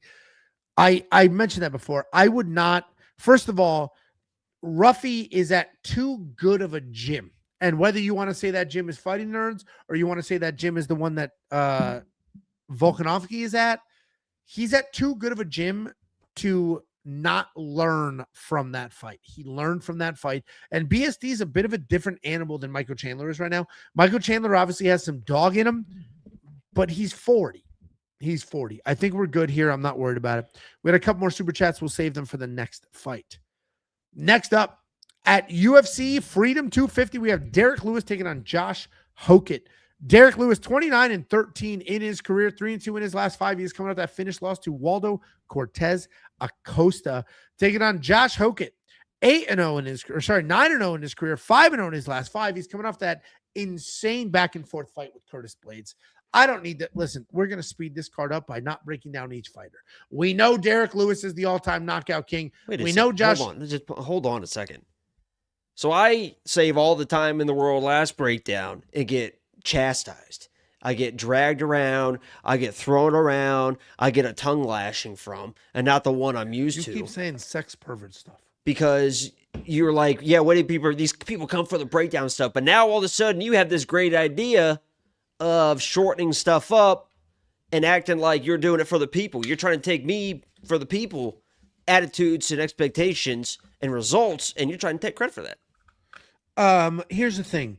My normal cadence is talk about fighter A, who they are, what they've done, what they did in their last fight. Talk about fighter B. I think you should just go improv with it and just see where your mind takes you. That's what I do. Easiest improv card in the world. Okay. Then I go Then I go fighter B, who they are, what they've done, what they did in their last fight. And then I say how I think the fight goes. How I think it goes is... This card's a little different because Excuse me. Did that trigger you? Excuse me. Now... Okay. Now, everybody knows who Derrick Lewis is and what he can and can't do. Everybody at this point knows. You're reading. We can see you read. I'm not... Everybody knows who Josh Hokit is. No, look at right here. Look at me right here. What he can and cannot do. And look at the camera. Josh Hokit. There you go. Connect with the people. Come on, they want you. They need you. They yearn for you. They yearn for the streets. a two-sport collegiate athlete. He obviously played football at a level that got him to the NFL. And he was an all-American wrestler. He lost to Bo Nickal famously at 197 pounds in the second round of the Division One. It's not national championships. What's the tournament called? Whatever that tournament's called. The reality is, you got it. Hey, you got it. You're fine. Go on. Of course I've got it. The reality is, while Derrick Lewis is the all-time knockout king, Derrick Lewis has some quitting him. And once Derrick Lewis realizes he cannot knock somebody out, that's kind of the end of the road. And I hate to say that because he's the second best blue belt in Texas. But the reality is, that's it. That's what happens. We watched Derrick Lewis get finished by Ciryl Gane at home in Houston. He got what? Can you say that again, but a little bit slower for me? I didn't slur finished. No. A little slower? We watched him in his last fight. Eye contact and say it a little slower, please. I'm not doing that. We watched him in his last fight, realized he could not knock out Waldo Cortez Acosta. He could not knock out. You're not going to, I'm not slipping up. I'm locked in. Keep it going. I'm not slipping You're doing up. Great. So he turns his head and he waits for the referee to finish that fight. Derrick Lewis has a little bit of quitting him. Hate to say it, that's the reality of the situation. Josh Hokit, while he is only 9 fights into his UFC I saw the career, glance at the notes. At the record. Yeah, you can't do that. I don't have that. Josh, yeah, but you fuck up constantly. I don't ever fuck up. You fuck up constantly. All right, let's see. Josh Hokit, 9-0. What do you mean, let's see? I do an improv. I have nothing. I'm watching the Knicks game in front of me. That's all I have in front of me. We have seen Josh Hokit dog some shit out. We've seen Josh Hokit be a bulldozer. We've seen Josh Hokit strike. We've seen him wrestle. We've seen him do all the things. We've seen him dressed as a vato. Josh Hokit wins this fight, and Josh Hokit is my most confident pick on this card. He's not even the biggest favorite. He's not close to the biggest favorite. He is my most confident pick on this card, and it's a combination of his ability to do what he wants in this fight and Derrick Lewis at 40-something years old looking for a way out when he knows he can't knock somebody out. Josh Hokit's the pick. I would anchor him in 38 parlays. Jacob, what do you think? Yeah, obviously if Derrick Lewis lands a shot, he's going to land the shot, but Josh Hokit should be the faster guy. You've seen him. I mean, those shots that he lands on, Curtis Blades probably put out Derrick Lewis. Like you said, the second he turns his head. I can't believe Curtis Blades took those shots. That was crazy. Oh, improv Ange. And now I fucking improv and it's a problem. Say that sentence again. Improv Ange. Now I fucking improv and it's a problem. I can't believe Curtis Blades took those shots. What's with the sex stuff, Jacob? That's you. You're the one that keeps saying random stuff like that out of nowhere. You could have said anything, those punches or whatever. I can't believe Curtis Blades. I did not say the shots. I didn't say it. That was you. You said I cannot. The shots that Josh Hokit landed on Curtis Blades. Yeah, the shots he was landing, not that he's taking back shots. Who said back? You sex pervert. You did the first time you said it. Who do you think wins this fight? Pervert. You're the one that interrupted me. I was talking. You interrupted me. You wear meta glasses and you somehow block out the white light at the gym. Okay? I'm not the pervert. There's a guy on TikTok that goes around and people like hire him to do that. He can like block out or whatever. And all the comments are so funny. Like, oh, I bet this guy's using it for great things or fucking. It's like there's one reason to do that. You're a fucking creep. Like, what? I saw that and it was like the fattest, whitest, trashiest dude in the world. Just like meeting up in like random parking lots. Sweaty in a parking lot being like, oh, yeah, I think we saw the same guy. Because he was like, did he ask a bunch of questions? Like, are you sure you can't, they don't do this? You can't do it. Like, he's like, it's like, Jesus, man. Like, yeah, what people like, yeah, now, I film the vlogs and I get embarrassed like filming and shit. I don't use the meta glasses because they only film vertical, not horizontal. But the white blinking light that is embarrassing. Like, it's like, he's filming, fucking geek. But go ahead.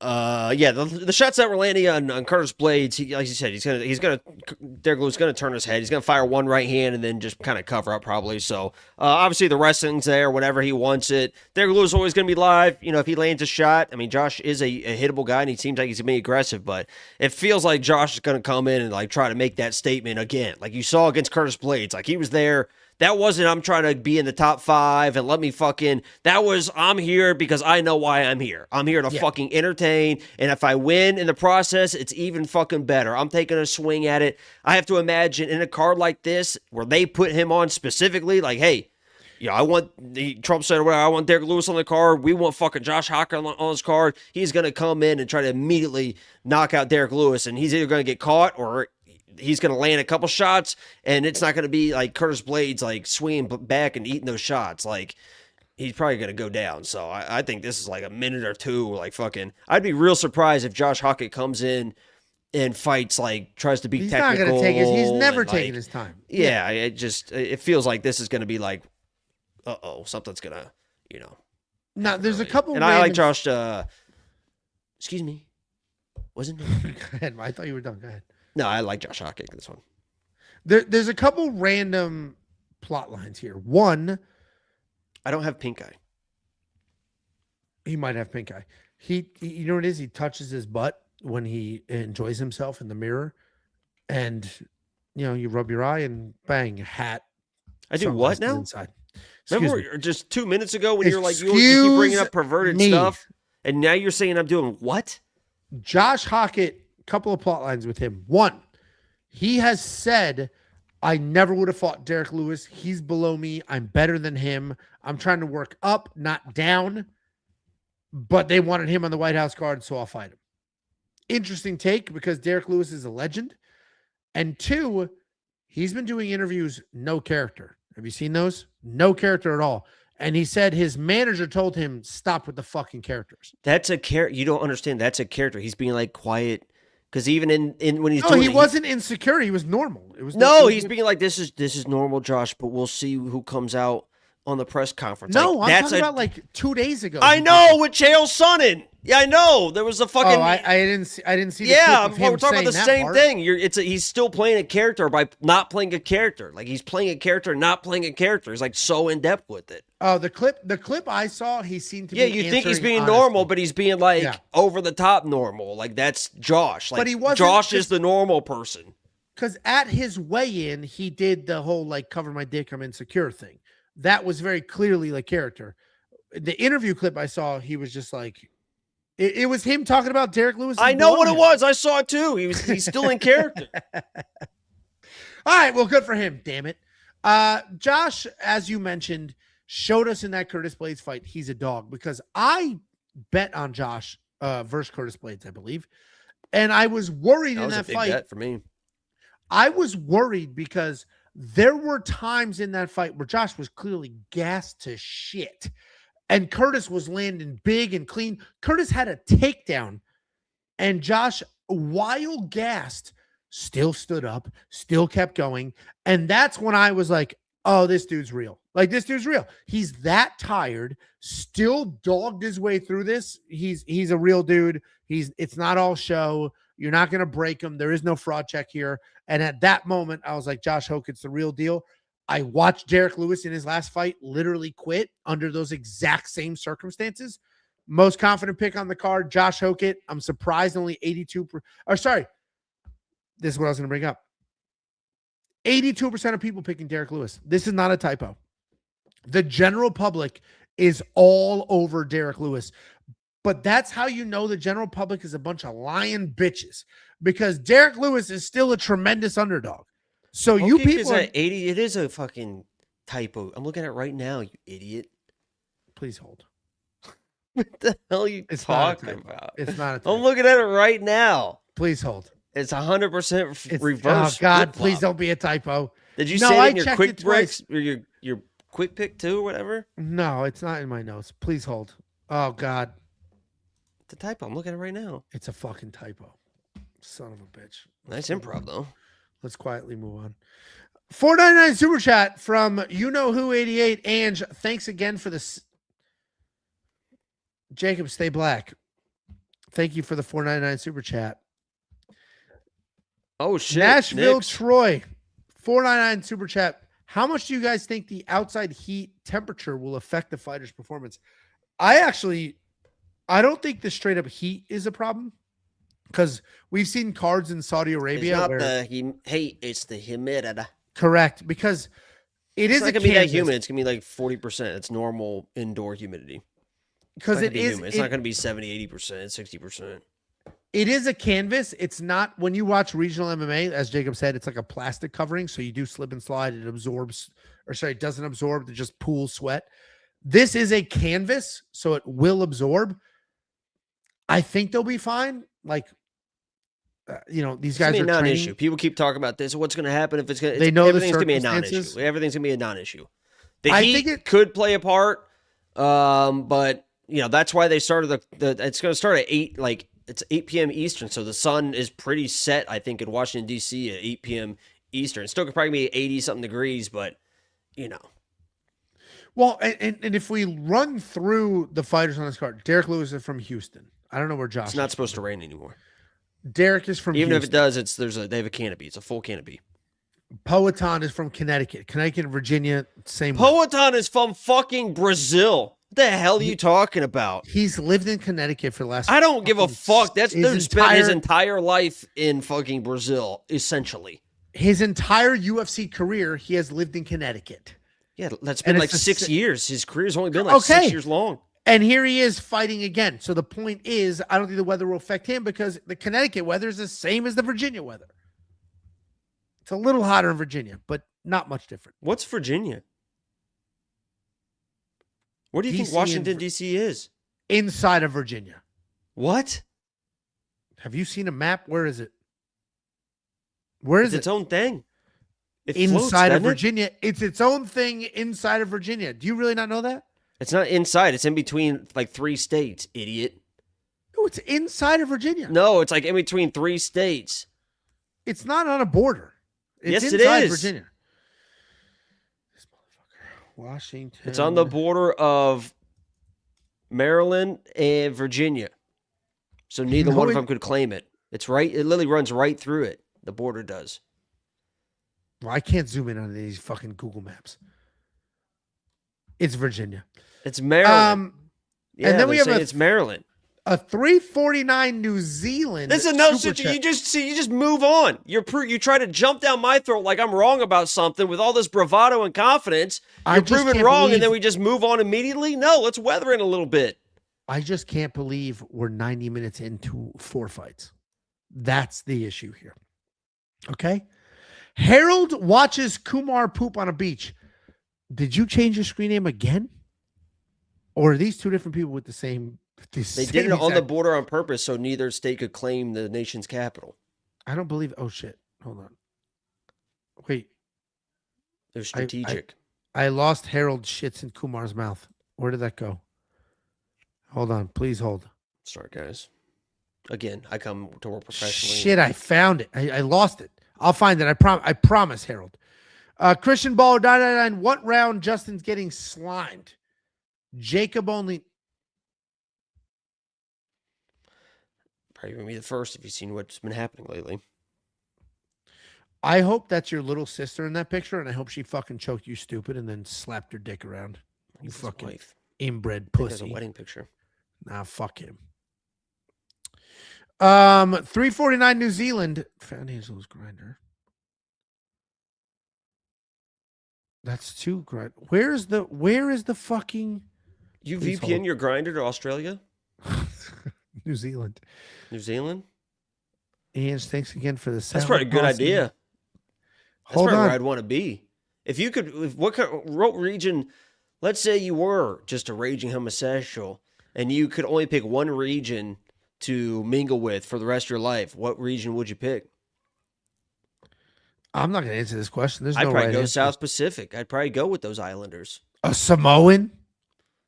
Well, there's different. I mean, you could run into a Betsam out there. You could run into an Artem out there. I can't find the super chat from Harold shit in Kumar's mouth. I cannot find it anywhere. Oh, I found it. Where is it? Oh, fuck. Stop commenting. You guys are screwing this up. I can't scroll. Well, I don't understand what you're even doing right now. I don't think I anybody knows pinned a what you're doing. comment and then I accidentally got rid of it. Well, I lost the comment, but DC in between Virginia and Maryland. Thank you. Appreciate it. It's Virginia. Everybody knows that. All right. Let's move on to the next fight. Wait, hold on. I pinned the comment. I think Hokit can survive early and have more gas later on. I don't know why I pinned this.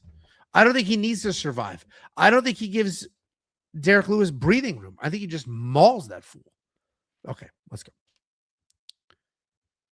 Oh, here we go. Promo time. Guys, if you want $50, I'll send you $50. $50 instantly. It's not instant. It takes about a week. Just go to this URL. You go to this URL. You use the affiliate link. You sign up. You make a deposit. They're going to pay us a one-time commission. And then we are going to slice that and give you $50. It's the easiest thing in the world. You get some money. They get a new customer. We get some money. Everybody wins. Go to this URL. Sign up. Make a deposit. Get yourself $50 as a thank you. And check out the website. We've been hanging out. We've been yucking it up. We've been having some beers. And when I say we, I mean me. But we have an entire website. I showed up professionally. I just want to make that clear. Yeah, you're slurring your speech, rambling on, hooting and hollering, doing all this type of jibber jabber stuff on one of the biggest cards of the year. I showed up professionally. I showed up on time, suit, tie. I've been doing demonstrations with my buddy in the background. I'm trying to take this thing to a next level.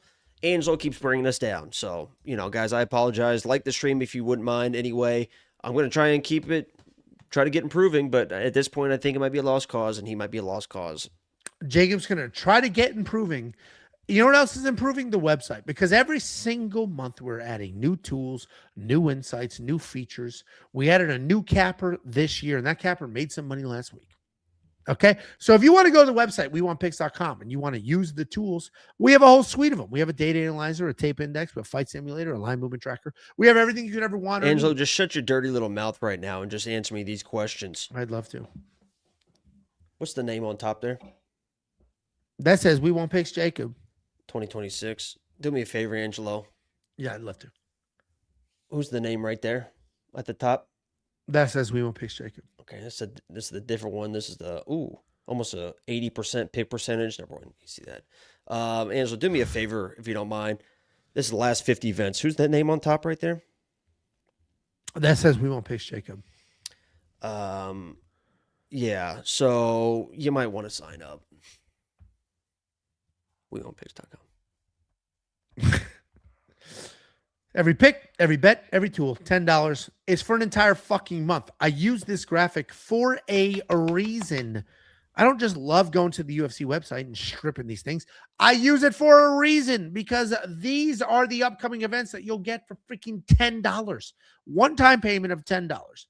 If you love it, you keep the subscription. If you hate it, you cancel. It's like Netflix. You sign up, you enjoy it, you're like, oh, this shit ain't bad. And you'll probably get bets for 4 cards, even though there's only 3 cards because of when you sign up. You actually usually get them for 5 fucking cards. Yeah, because we have early bets because we put we put our bets up on usually like Sunday, Monday, Tuesday. So there is confusion because I say membership is for an entire month, and there are some small-brained people out there, and some of the small-brained people say, "Well, I'm not going to sign up on the 15th." That's not how it works, motherfucker. If you sign up on the 15th of the month, you have access till the 15th of the next month. It's an entire month. It's not a calendar month. I got it, Angelo. Yeah. Do a math equation where you sign up. What's today's date? Where you sign up on June. Is today the 9th? Where you sign up on June 8th. Do a math equation. You sign up on June 8th. June. And then. Can you see this? I can see it. June 8th.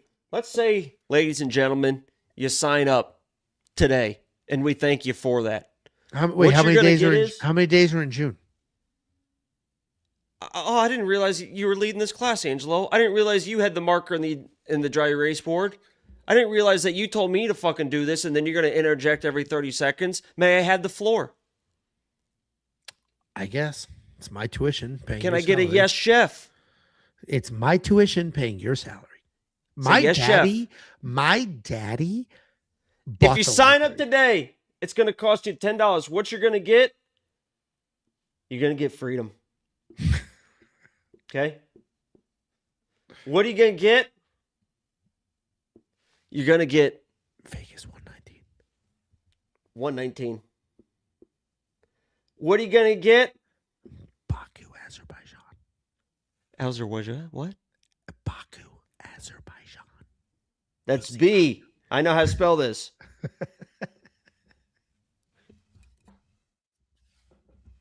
B A K. Are we sure? You? Baku. You. That's it? That's it. You're going to get Baku. And you're going to think, well, there's a gap. Is the gap right here? Or where's the gap? After Baku. You're going to think there's a gap right here. Guess what? A lot of times we're putting our bets out on a, what does this say, Angelo? Cindy. I can't read that. What's this say, Angelo? I can't read that. Look with your eyes. I'm looking with my fucking eye. Can't get Monday. closer. What's this one say? Do some Tuesday? Tuesday. A lot of times we're putting our bets right here. So you're going to think, why would I only sign up for 3? But right here, Wednesday? you can catch the tail end of the next ones as well.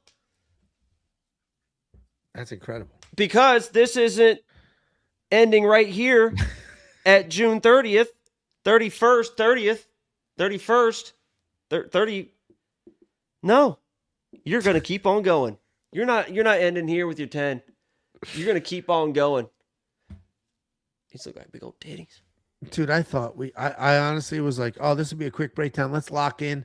You know, I did my quick pick video. I didn't do any mid promos. I didn't even do a promo in the beginning of the video because I was like, tell you what, it's a big event. We're going to get some new eyes.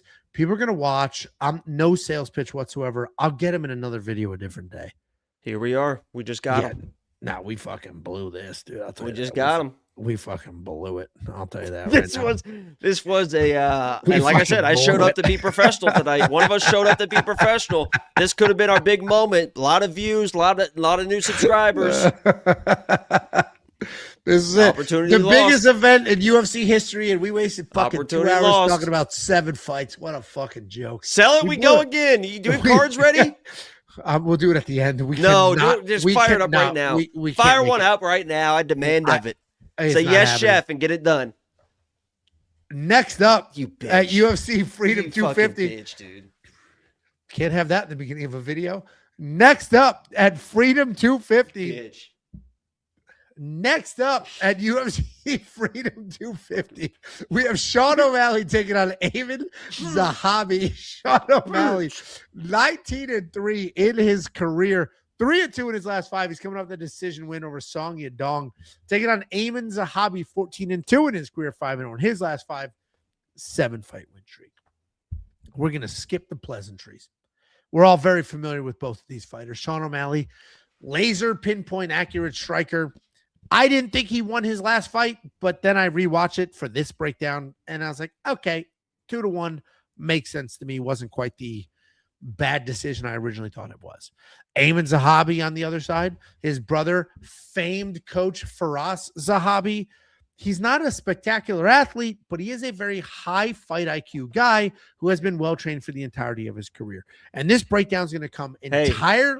Hey, Yes, just real yes, quick. sir. Yeah, I just noticed this. I don't know if anybody's ever Yeah. noticed this. Tell me Aiemann Zahabi doesn't look like Ariel Helwani, dude. Dude, tell me that.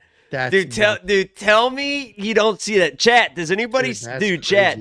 Does Have you anybody tweeted see that? this? Holy You should shit, tweet dude. that. No, look at this. Hold on. Let me look at a picture of Ariel right now. Hold on a second. I'm gonna get a You picture. should You'll tweet see. that. Have you tweeted Ariel Helwani. Look at this. That's So you crazy. see Zahabi? Look at this. I can't believe I just saw I see this. him.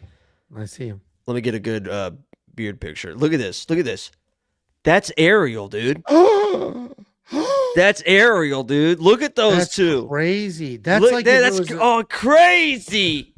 that's like a picture of Ben Affleck and That's hard to believe. That's crazy that nobody has seen that. I did it. I saw it first. I don't think a single person has ever pointed that out. That is actually outrageous. So I guess Ariel Helwani over here, very well-trained fighter, his brother famed coach, and this is important because he has high fight Someone IQ. said late as fuck guru already said that.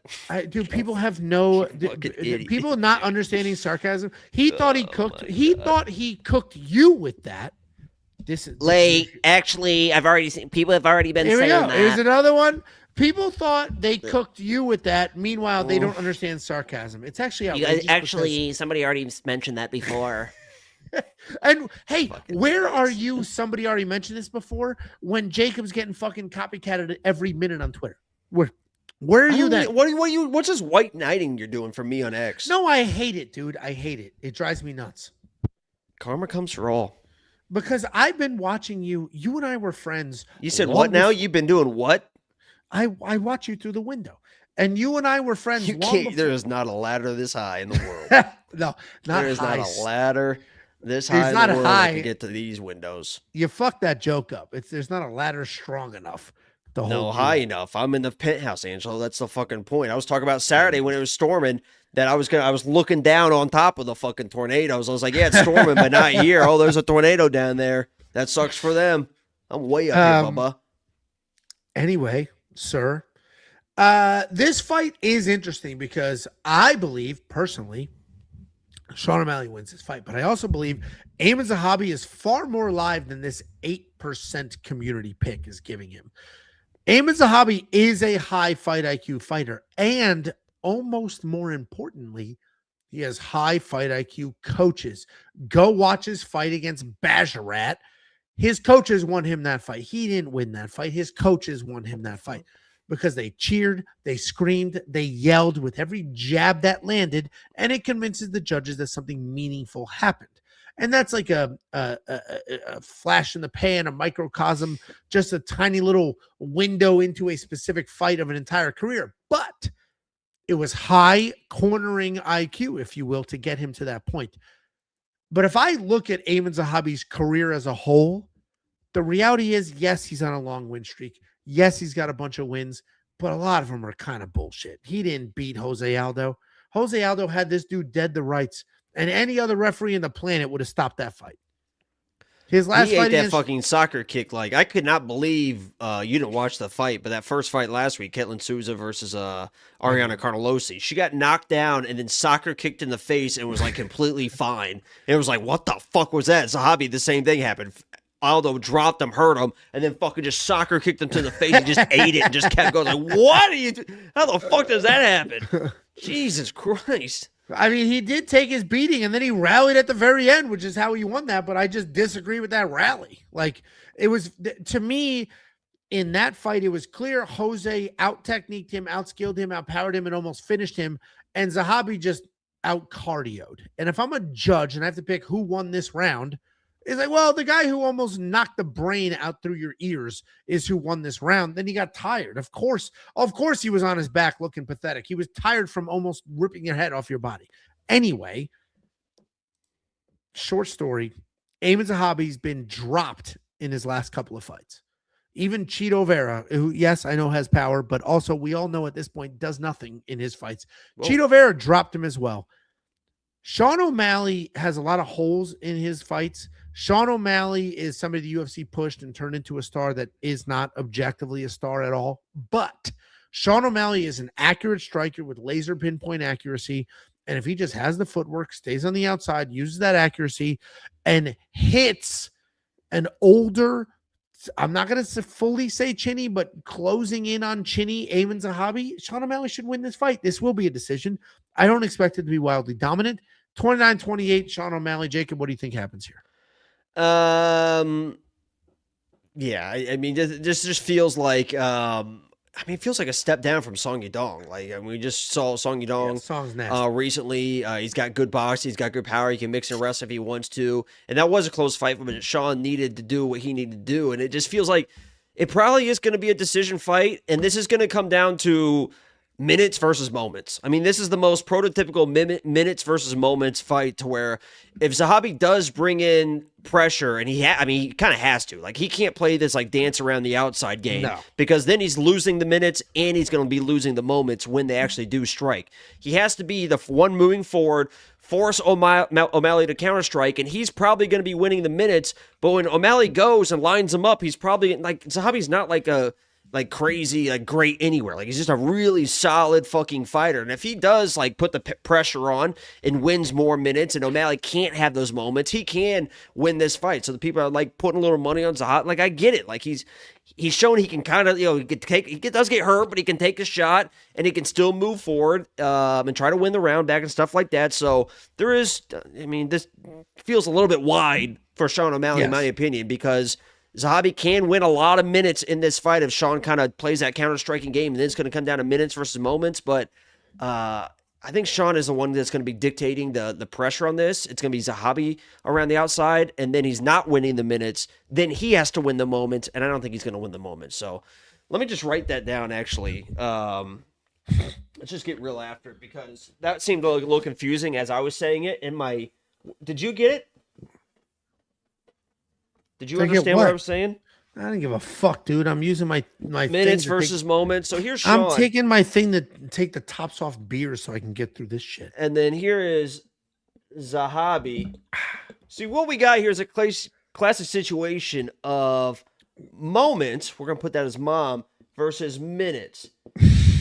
And if Sean is winning the moments, he's going to win the fight. If he's also winning the minutes, that's a double gonna win the fight. What's the difference between a moment and a minute? One is an actual piece of time. And minutes is like moving forward. You're doing the volume. You're winning the minutes. The moment actual is like, time. It's like, shit, that person's hurt. That person's the knee against Cheeto Vera that you could hear in the stands is the only way for Zahabi to win is he has to win the minutes. If he's not winning the minutes and Sean's winning the minutes, he's also going to win the moments, because I don't think Ziam can win the moments. Therefore, if there's no moments being won, Sean's going to have the moments, and if there's no minutes, then that means it's a Sean victory. All right. Yeah, no, we got there. So we said the same thing, just very, very differently. You autistically said it. I said it Sean. like a human. I think Sean wins. Jacob thinks Sean wins, but let me check the website real quick. Does everybody think Sean wins? Oh my God, the Knicks are winning. I need them to win this first half. Does everybody think Sean wins? Hold on. OMalley, so far. We're waiting on Bet-Sam. Bet-Sam is the betting goat. Stroke that shit, Cuzzo! I don't know who he's talking to there. But if you want to check out... Okay, we can't do this.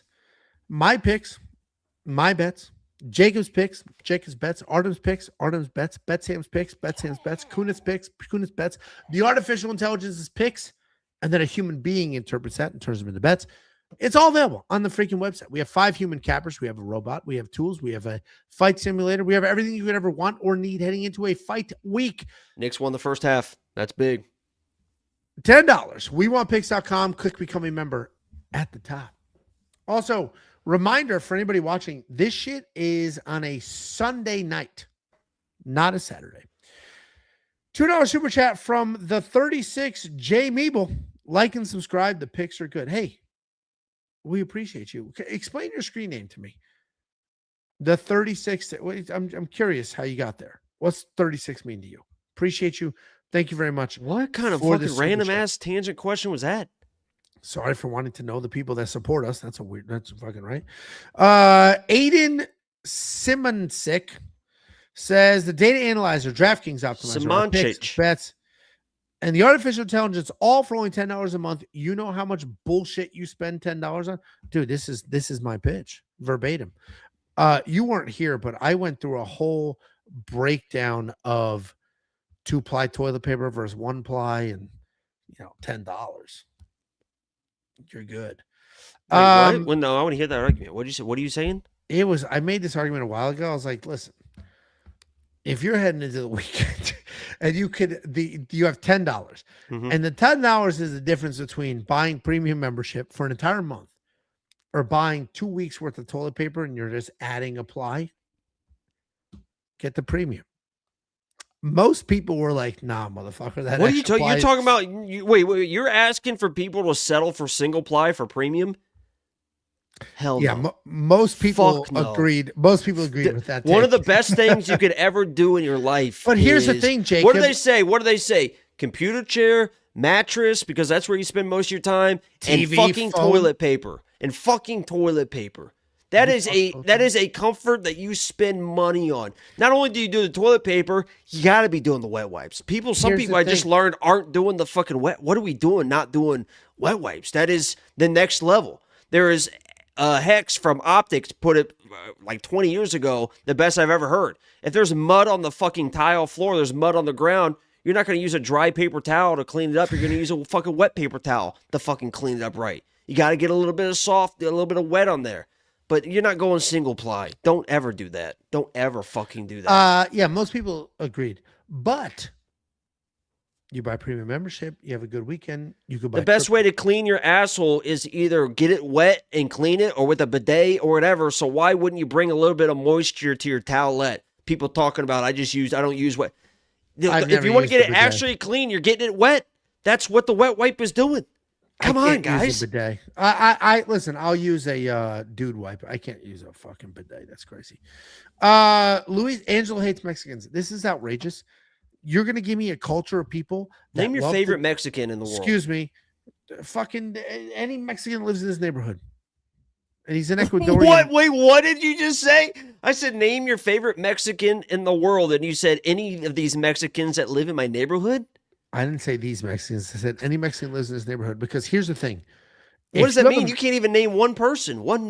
Just name a Mexican. If you have I can name one. You ready? Marcus. You've met Taco Marcus. Padilla. You've met Marcus. Taco Padilla, very easy. He's my favorite Mexican. You've been to my house with Marcus. That dude. He's Guatemalan, isn't he? No, that's Francis. He's Ecuadorian. You're the racist, not me. If you're going to give me a culture of people that work their asses off, love to fucking drink and make spectacular food and then pretend I'm racist against them, you're out of your fucking mind. You're out of your fucking mind. You don't go to authentic places. You go to Taco Bell. That's racist right there. All these authentic Mexican families you could be supporting. That's not true, motherfucker. That's not true. You go to Taco Bell. You're nonstop Taco Bell. In addition to, I will sometimes get Taco Bell. Name the last mom and pop Mexican restaurant you ate at. Ernesto's. It's on almost every single fucking vlog. Ernesto's is not a mom and pop. That's a chain. It's not a chain. Run by the white man. Salsa's is a chain. Ernesto's is run by a European man. It ain't. And people like to hate on Indians. Their food's fucking good too. That bar restaurant that I'm like, we need to do a live show at, that is like family owned. A husband and a wife own that shit. They cook a lot of American food. They got like a tiny hint of Indian food. The fucking Indian food they make is good too. If you make good food, I'm here for it. Food. What culture doesn't make good food, would you say? Russians. Is there any food that you don't like? Yeah, name good Russian food. And don't say vodka. What is their food? I don't know what they're known for. Exactly. Fucking. Well, so it's all you've never had it. You don't know what it is, but you automatically hate it. Dude, they make Angela, you've never come across a food that you hate. How could you just randomly think you're going to hate Russian food? That's not true. I hate tons of food. Knishes suck. Actually, I love knishes, but Polish knishes are better than Russian knishes. You tried to get one out that you say you hate, and your stomach was like, "Hold on now." Your brain told you to lie, and your stomach literally was like, "Hold on now." Borscht. You ever have borscht? That shit's fucking disgusting. I'm from the fucking Northeast. You don't grow up outside of New York City and not try everything from every culture ever. Why did you get off the fact that you still haven't proved that you don't like Mexicans? I love Mexicans. They're a great time. Who's your least favorite They hang out. Dude, Mexicans are the best. Who's your least favorite race or culture? Whoever has the worst food. And that is a revolving door. It's not always it depends on your mood. You have a least favorite race depending on your mood. If it's dead winter, like dead middle of winter, cold as shit, yeah, give me some fucking boiled lamb. Maybe that'll hit the spot. What? You're gonna ask me about boiled lamb in the summer? Nah, go fuck yourself. Boiled lamb? Where are you from? Where do you think mutton is? What the fuck is a mutton? Exactly, you Midwest piece of shit. Here we go. Next up, at UFC Freedom 250, we have the co-main event of the evening. We have Alex Pereira taking on Ciryl Gane for the interim heavyweight championship of the world because Tom Aspinall got poked in his eye 11 months ago, and here we are. Alex Pereira, as we all know, former middleweight champion of the world, 13-3 in his career, 4-1 in his last 5, coming off the regaining of his light heavyweight title before he relinquished it and moved back up. Ciryl Gane, 13-2 in his career, 3-1-1 in his last 5. That includes an eye poke and a loss to, is it Francis Ngannou or John Jones? I think it's Francis Ngannou. This is an interesting fight to break down. We don't need to talk about each fighter because we know Alex Pereira is a former professional kickboxer with insane one-punch knockout power, and we know Ciryl Gane is one of the most mobile heavyweights. Did you know he fought Izzy a long time ago? Just the once, right? I think just one time they fought. Alex Pereira knocked people out at middleweight. Alex Pereira knocked people out at light heavyweight. Alex Pereira is moving up to heavyweight. And we, if we're rooting for him, which I am, have to hope, expect, and need him to have that exact same power at this weight class, because Alex Pereira's offensive striking and his defensive striking are two very different things. Alex Pereira gets hit. Alex Pereira gets rocked. He gets wobbled. Izzy finished him in that fight. Ankalaev in their first fight had Alex like in a bad way. And of course, Alex came back and knocked him out. And that's the story of Alex's career. If he can land the big power and move forward and control what's going on, Alex Pereira can win the fight. But if Alex Pereira is stuck going technique for technique, it could be a very different situation. I love Alex Pereira. I want Alex Pereira to be the first 3-division champion in the history of this sport. I want him to be the only 3-division champion in the history of sport. I want him to go down as the greatest fighter that's ever lived. I don't think he beats Ciryl Gane. He's too defensively reckless. He gets hit too often. He gets rocked. He gets wobbled. Alex Pereira can't handle the footwork of Ciryl Gane. Ciryl Gane understands the assignment. Stay away. Move from side to side. Don't get hit with the big one punch. And if he does that, he wins his fight. Ciryl Gane is faster. Ciryl Gane is bigger. Alex Pereira has built his entire career on being the bigger fighter. He's not bigger here. They're the exact same height, and one of these gentlemen is true to size, thick as fuck, and the other one is just gaining weight to move up. And Ciryl Gane is going to win this fight. I hate that I just said those words out loud. I'm rooting for Ciryl Gane. I'm rooting for Alex. I hope Alex wins. I don't see it happening. Ciryl Gane is the pick, and I am shocked. This is the fight I was talking about earlier. I am shocked to see the odds versus the public sentiment. Jacob, what are we writing on the board, and what do you think? We're going to go back to minutes versus moments here. First of all, let me address the whole, Ciryl Gane's a real heavyweight. He's a big boy. When has he ever fought big? When has he ever fucking, like, used his muscles? And fucking, he fights. No, but that wasn't the point I made. That wasn't the point I made. I wasn't talking to you. Okay. Stupid bitch. I'm talking about everyone talking about, he's fucking huge, and this guy's coming up a way. Ciryl Gane doesn't fight big. He fights long, I guess, but he doesn't really fight big. He fights light on his toes and stuff, and he fights like a fucking French pussy when he gets somebody, a big dog, in fucking front of him. I know he had a lot of people putting a lot of weight in that early success he had against Tom. Oh, look what he did to Tom Aspinall. First of all, Tom Aspinall, I think, fucking sucks. He's reckless in the way that he enters into the striking exchanges. He's not sound defensively. He's just trying to knock everybody out. And yeah, Gane landed like 3 stiff jabs that bloodied his nose. He had blood everywhere. But Tom started working his way back into the fight, and Gane started fighting how he's going to fight in this fight. We've already seen when somebody stays in his face, he's going to do the back and left and right. You saw that with even Derrick Lewis. Like, he's fucking going to take his time, and Derrick Lewis was backing up, but he's just taking his time. Let me ask you a couple simple questions here, Angelo. Okay? Mm-hmm. Minutes versus moments. Who would you say would have the bigger moments in this fight, do you think?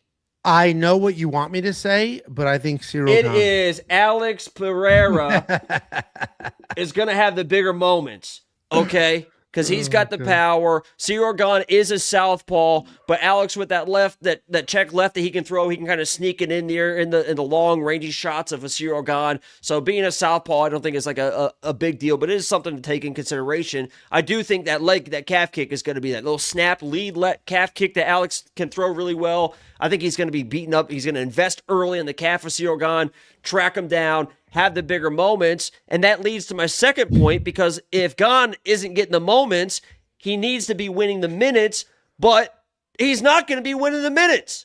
He's going to be dancing around the outside. Alex is going to be controlling the center of the octagon. He's going to be dictating the pace. So without the fucking minutes for Ciryl Gane, because Alex is going to be moving forward and he's going to be having the minutes, Gane needs the moments, and I don't think Gane's that type of guy. Against if he gets somebody wobbled or hurt or whatever, he seems like this tough fucking guy against a Sergey Spivak, against a fucking Tai Tuivasa, against a Derrick Lewis. It took him 3 rounds to fucking hurt Derrick Lewis because he's fucking scared to throw punches. Like, this feels like Ciryl Gane's going to be backing up, doing his footwork stuff. Alex stalking him, calf kick, stalking him, calf kick, stalking him, calf kick. And once that movement slows down and Alex is stalking a little bit more and he starts cutting him off a little bit more, the moments start going to Alex. And Ciryl Gane's going to try to run away from this fight. And Alex Pereira is either going to win a decision because he's going to have the bigger moments and win the minutes, or he's going to knock this guy out because I don't think Ciryl Gane's as good as people think he is. Listen, I'm unbelievably torn, but I have the ability to separate my heart from my brain. And I think Alex Pereira is just a little slower. I think he's a little too defensively reckless. And I think he's a little chinny. And I'm not saying that like in the same capacity that I'll say. He hasn't got knocked down in the time that Gane got knocked down by fucking Tai Tuivasa. More recently than Alex been hurt. 4 years ago, and then he won that fight. Yeah, but Alex hasn't been hurt since the Izzy fight, fucking whenever that was. That's fucking forever ago. That's not true. He got hurt in the fucking Ankalaev fight. That's not true. Ankalaev had him fucking rocked bad. But he was fine. He lost that fight.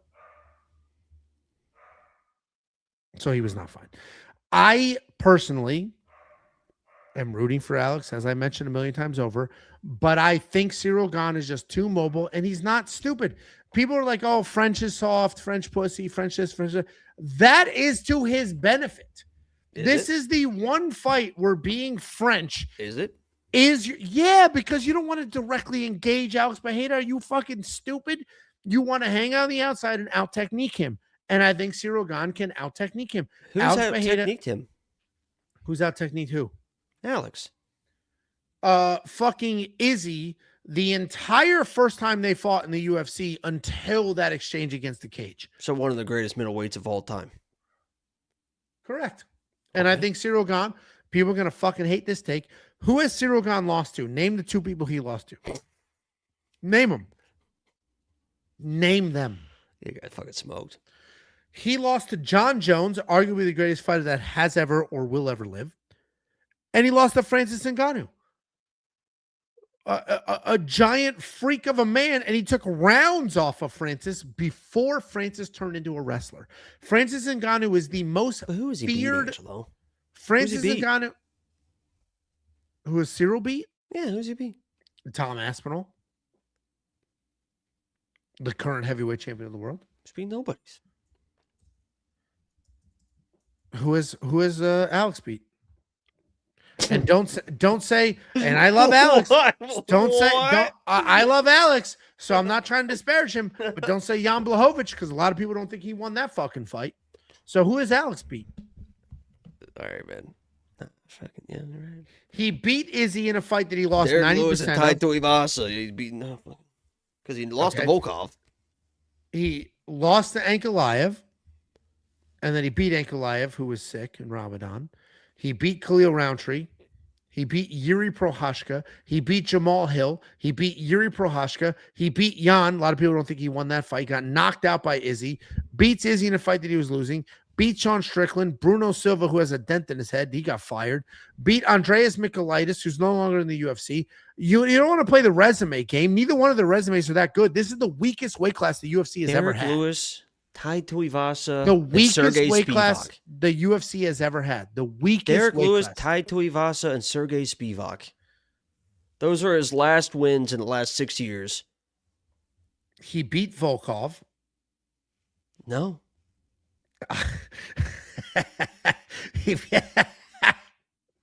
He took 2 rounds off Francis Ngannou before he was wrestled. He beat Jairzinho Rozenstruik, you shit fuck. He beat Junior Dos Santos, you shit fuck. He beat Tanner Bozer, you shit fuck. He beat Dontel Mays, you shit fuck. He beat Rafael Pasosa, you shit fuck. Who the fuck is Rafael? How is this? This was a UFC fight, Rafael Pasosa? Gane ain't that dude, man. Listen, this is a very, I would love to be wrong. I would love nothing more. Sunday night, I'm in my media room. That's it. I'm in my media room. I'm watching these fights. Hopefully you're there. Maybe Casey comes over. I'm watching the fights. Streaming. That's fucking dumb and loser mentality. I'm just here watching these fights, and I hope I'm wrong as fuck. I would love to be wrong. I would love it. Love it, love it, love it. I hope I am wrong as fuck. I want Alex to be the best that's ever done it. What are you rambling on about? Can we get to the main event or something? I picked Alex. Jacob picked Ciryl. We got tiebreakers on the website. You want an AI? You want a human? We got everything you could ever want or need. WeWantPicks.com. Click become a member at the top. It's $10 for an entire month. 5 people, 1 robot, and a whole bunch of tools. That's $10. No upsell, no cross sell. You love it, you keep it, you hate it, you cancel. Next up, oh wait. We got a couple of super chats. 349 New Zealand. I don't like how easily Sean gets discouraged. I disagree with that sentiment. Was that based off of just what happened to him versus Merab? I don't think that was easily. I think Merab is just next level. I appreciate the super chat. I disagree with that statement, though. $1.99, you know who 88. Do you get your tummy pumped? No. It pumps itself. I just diarrhea everywhere. $10 super chat from Thomas Rinker. Alex watching Three Stooges to learn to defend eye pokes. That's solid, Thomas. That's solid. And I know Ciryl Gane, people have edited how many eye pokes he's done. I'm not ready to call him a cheater just yet. Thank you for the super chat. 349 New Zealand. I dig that. 2384. Alex seems unnatural. You haven't even seen it. What the hell are you talking about? Yeah, there's been some sparring footage, no six pack. I mean, there's nothing. I mean, Jesus. I mean, this picture ain't heavyweight. I'll tell you that. What? I fucking just spilled. The picture of him on the screen is not his heavyweight picture. It's a light heavyweight picture. Oh, no shit, he said. And then we have I dig that again.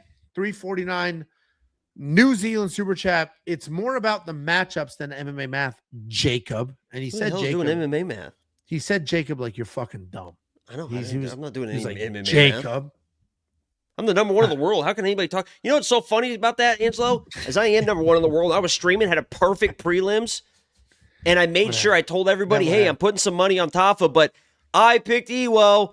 Guys, I picked Ewo. That was before the fight. I'm like, I'm picking Ewo, but I'm just putting, I think the value here is on, obviously Tafa was a fucking turd of what he was, but after I had a perfect prelims, I'm number one in the world, haven't missed a pick, got the Ewo pick right. People were like, wow, you're an idiot about Tafa. This guy's a fucking idiot. I can't believe people tail this guy. Like, what the hell's going on? So.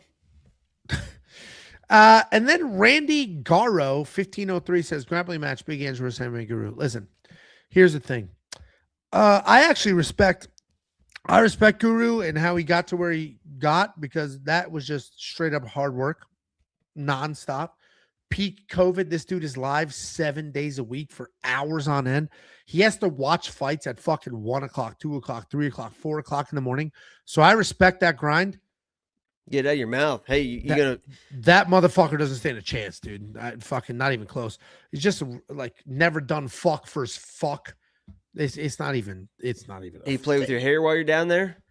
It's not even a thing. He won't have a fucking second, dude. A grappling match, straight up. Anything. Fuck grab. I can barely stand right now because my back is fucked for no reason whatsoever. Doesn't matter. Doesn't fucking matter. Doesn't matter. You don't dedicate your life to this shit. He almost took Armin down. No, he fucking stiff arm squeeze like a dickhead. He stiff arm squeeze like a dickhead who's never done anything in his entire life. That's what that was. He almost had seen that a million times. It wasn't even remotely. Didn't do fuck for shit. Stiff arm squeezed. Next up, at UFC Freedom 250, we have the main event of the evening. Headlining the biggest fight card the UFC has ever put on, we have Ilia Topuria, the current UFC lightweight champion of the world, taking on Justin Gaethje, the interim lightweight champion of the world, the former BMF lightweight champion of the world, and the former interim lightweight champion of the world. He is both the current and the former interim champion of the world. Ilia Topuria, undefeated in his career, coming off that knockout win over Charles Oliveira after he moved up in weight, taking on Justin Gaethje, coming off the interim title win over Paddy Pimblett. I'm not going to waste a bunch of your time breaking down who these fighters are and what they can do. The only thing I will remind you of is that Ilia Topuria is a Georgian wrestler And Justin Gaethje is an American wrestler. And this may come down to wrestling. It's not come down to wrestling. It probably doesn't, because a lot of people are snap judging. Ilia Topuria hits Justin. He knocks out Justin. That's the end of this. Well, he's breakdown. pretty fired up now. I don't know if you saw those tweets in the last couple hours. I saw the tweets, and Ilia Topuria might be the scariest, most articulate tweeter I've ever seen. But what the hell did Justin say to get Ilia worked up? So a couple days ago, he was on a podcast. He mentioned something about like their breakup or whatever, and he said something like, "Ilia does seem annoying. I wouldn't want to be with him either." Basically, like, hinting, that's why his wife left him. Yeah, basically, like, yeah, I don't blame his wife for leaving or whatever. So Ilia tweeted today, if you guys haven't seen it yet, he said Justin crossed the line. Excuse me. He said Justin crossed the line. What happened between my ex-wife and me is our business. We may no longer be together, but she is the mother of my daughter. To everyone insulting her and speaking about things they know nothing about, show some respect. You don't have to respect our relationship, but respecting someone's mother should be the one most basic codes in life. Be better. Okay. So fuck that one. Read the other one. I'm giving the context. Okay. You fucking idiot. Some people haven't seen all these texts. Okay. So Justin says, proving my point, insufferable little bitch boy. Never said a thing about your wife. You want to speak words to my father, then act like I crossed some line. We're already fighting, buddy. So then Ilia comes with the ice cold. Here we go. You should have kept your father out of this. He was the one calling me a short guy, which is pretty funny that he got offended about that. He was the one calling me a short guy and saying you'd smash me, all while holding a beer in his hand. Then you started talking about my divorce and telling the world you wouldn't want to be my roommate. Idiot. First, we're fighting, not dating. Second, I'm not looking for a roommate. When I put you to sleep and you're lying there next to the rose, I'll look at your father and I'll ask him one simple question. Who's the short one now? I'm going to break you, Justin. That's actually good. Who's the short one now is fucking crazy. Because he's just laying on the floor and he's just laying on the floor. Now? It's crazy. Listen, we all know Ilia can knock anybody out with one punch. We have seen it with our own eyes. But we also know Justin Gaethje can take a fucking beating. That's Justin Gaethje. Someone said Ilia never said this. It's on his fucking Twitter. Who said Ilia never said this? Guy right there. I'm looking. Michael Vezzi. I'm looking. I'll find it. We'll call out this fucking idiot. Who is the short one now? I'm going to do that to you next time I knock your ass out. Who is the short one now? I mean, that would be fitting. Who is the short one now? But instead of rows, I'm going to throw a cheesecake on you. Just revive me and give me the energy I need to beat the fuck out of you for a second time. Listen, this fight is going to be interesting because the line is moving. The public sentiment has not. 93% of people are all over Ilia Topuria. Only 7% on Justin Gaethje. That isn't moving. What is moving, though, is the line. Minus 600. Now, this shows minus 550, so it looks like just a slight dip. He got past minus 600. That went up, and then it's come back down. Money is coming in on Justin Gaethje. And people are saying, oh, Arman Sarukian bet $1 million on Justin Gaethje. That's just troll bullshit. Arman Sarukian is at this point in time perfect at social media. He knows exactly what he's doing. Ilia Topuria is the cleaner, better, more accurate striker. That's not even remotely close. When we factor in the wrestling, Ilia Topuria is a very good wrestler, a very accomplished wrestler. Now, he was taken down by Bryce Mitchell. That's kind of problematic, but he's a very good wrestler. Justin Gaethje is not a good, accurate striker. Justin Gaethje has no striking defense whatsoever. Justin Gaethje is a good wrestler. So this fight comes down to, does Justin Gaethje take his beating, turn into Homer Simpson, and Ilia is just so tired, so useless that Justin can break him? Or does Justin end up face down, flatline the same way he did against Max Holloway? I have to lean Ilia here. You just have to. He's too clean. He's too accurate. I just watched Justin Gaethje versus Paddy Pimblett, and Paddy Pimblett turns out is worse than we all imagined. He's fucking terrible. Somebody knew that ahead of time. Paddy Pimblett's fucking The green terrible. line test knew that ahead of time. That was one of the first ones, and that was that got us dialed in. By the way, the green line test, people gave up on it. It missed with the bias. It missed when there was no real face-off, but it was right again last week with Bomb Theme. So Patty Pimblett's fucking awful. And Patty Pimblett had Justin in like a couple of bad positions more than once, not on the ground, on the feet. I have to go Ilia Topuria here. I understand the public sentiment. I understand the love for Justin. I understand the logic of like, hey, if he weathers an early storm, he can win this fight. I just don't agree with it. Ilia's got to be the pick here. I think if Justin wins this fight, we will all be very excited to be screaming at the TV and be like, this is why this is our favorite sport. But Ilia should win this fight. What do you think, Jacoby? Yeah, it's just gonna be a puncher's chance. I mean, it just is what it is. Like Justin Gaethje, honestly, he should come in like he fought Khabib. Like that's gonna give him the best chance, because if he tries to like take his time and pick your spots and stuff, he's just gonna be giving reads to Ilia, and Ilia's gonna counter off those reads, and maybe just gonna find something a weird fucking, because he does throw stuff from weird angles sometimes, and it's falling over, and he will throw a lot into shots and stuff. Maybe not being technical in those exchanges is going to help, but I think I would do that early on. Like, he came in against Khabib and was just like throwing wild shit, and it was if you watch that fight, he landed some really heavy shit, just blitzing the fuck out of Khabib, but that was like a Khabib fucking possessed. Like, he just fucking ate everything and then was able to get the takedowns. But I think you just got to cause those early car crashes and throw a combination that you think you can throw. Like, he's with Trevor Whitman. They're high IQ guys. I'm sure they have a game plan. I'm sure they've seen something to where, like, if we go here, we think he's going to go here, so let's go here. I think you just trust to read early. You get in the pocket, you try to find that exchange and see what happens, because even though Justin has like the 5-round experience and stuff, we've seen him and he's got good cardio and stuff like that, like, I don't think Ilia is going to have any issues with just kind of keeping a jab on Justin. Like, those, when you got a jab, if you're tired, I can't remember what fight it was last week, or maybe I was watching a fight. They're like, it doesn't really matter if you get tired, if you can just kind of keep a jab on somebody. Instead of loading up on shit, you just keep a jab on somebody, keeping a jab on somebody. So even if it extends, I think Ilia can do stuff like that. He can go to the wrestling if he wants. You mentioned he's definitely the far better wrestler and grappler and stuff like that. But, it's a puncher's chance. Ilia, it seems like he's pissed off, like he wants to finish it. I think he said in 2 minutes or something like that. So, maybe he gets too emotional, gets too aggressive, and we see kind of the cracks start for Ilia.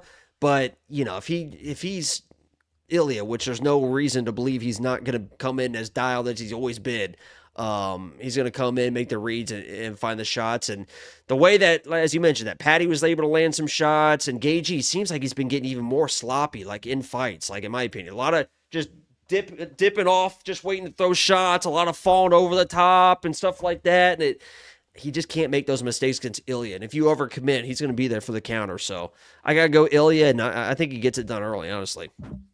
Yeah, listen, I agree with everything you said. I understand the love for Justin. He is a fucking dog. We've only seen him like flatlined one time. Obviously, he got knocked out by Eddie Alvarez in his UFC debut. But we have only seen him flatlined one time against Max, and that was with 2 seconds left in the fight. Literally, I was just having this conversation with my buddy. Is that the greatest knockout you've ever seen? I think that's the greatest knockout I've ever seen. Just circumstances, when it happened, how it happened. Max was lock of the week too, so that fight was it was already wrapped up. Like, we knew Max was going to win, but I was live for that. Max was lock of the week. That was one of my favorite lock of the week videos. A lot of people did not like Max going into that fight. Correct. It was pretty good, but he's kind of in the same situation as Max, to where we've seen kind of a couple cracks in the Max armor, and it's like, can Ilia expose that? And he fucking exposed that. We've seen Gaethje hurt, wobbled, flatlined once. It's kind of like that same, like, he's tough, but it's like against Ilia, it's a little bit different, it seems. Unfortunately, it is. Like, what Ilia did to Max, because a lot of people like to point out, like, oh, Max had success against Ilia, and he did. Mm-hmm. Max had success. Max is a very good boxer. He sure did have success. And then Ilia was undeterred, still threw big, landed big, and we saw what Max. I hate playing MMA math and stuff, but yeah, we know that Max is a way better boxer than Justin Gaethje. We've seen that with our own eyes. Like, he just outboxed the shit out of Gaethje for 5 rounds. So yeah, Max had some success, but can you see Gaethje having the same jab and footwork as a Max Holloway? It's like, of course not. No, I mean, the people rooting for Justin. Well, first of all, I'm not gonna say rooting. I understand rooting for. And honestly, come fight night, I might be rooting for Justin as well. The people picking Justin, are expecting him to weather an early storm and break down Ilia, and maybe, but Josh Emmett couldn't. Like, we haven't seen Ilia actually just fade and be like a tired pussy. We haven't seen that. So why would it be now? Didn't he get a 10-7 round in the 4th round against Josh Emmett, or the 5th round, or whatever? The fuck out of Josh Emmett. And like Josh Emmett now sucks. That was 4 years ago. So like, was it 4 years ago? 3? Something like that. Either way, I am intrigued by this. And honestly, if Justin Gaethje wins, I'll be happy as shit. I didn't bet on Ilia. Either way, it's not like a crazy outcome, but it's like, it just adds to Ilia's lore. Like, it's fucking, oh man, this guy's like, who is going to beat this guy? You know, especially if he just smokes moving up. Justin Gaethje. He has already basically said, I'm moving up. Yeah, but especially if he just smokes Justin Gaethje, it like adds to everything about Ilia Topuria. But then Justin Gaethje does get it done. It's like, holy shit. It's like not the one American, but the American came in and fucking big upset on the White House card. Like, so either way, it's crazy. Listen, I'm very excited for this. This is a card that a lot of people felt like was weak. And yeah, Dana said it was going to be the biggest card we've ever seen in our entire lives. And then I do wish it was like 3 kind of prelims, like make it a 10-fight card, 3 kind of, then you get into the fucking heavy shit. But we're going right. We're getting right into it. Yeah, I'm not going to complain too much. Dude, 7 p.m. on a Sunday night as Central Standard Time. It's basically Super Bowl. They're trying to make it's like a Super Bowl spot. Yeah, because it should be a 5-fight main card should be 3 hours. This is a 7-fight main card. There's no official, like, what helps us here, for everybody that doesn't fully understand how it works, what helps us here is no undercard and just one straight stream means they don't have to kill time.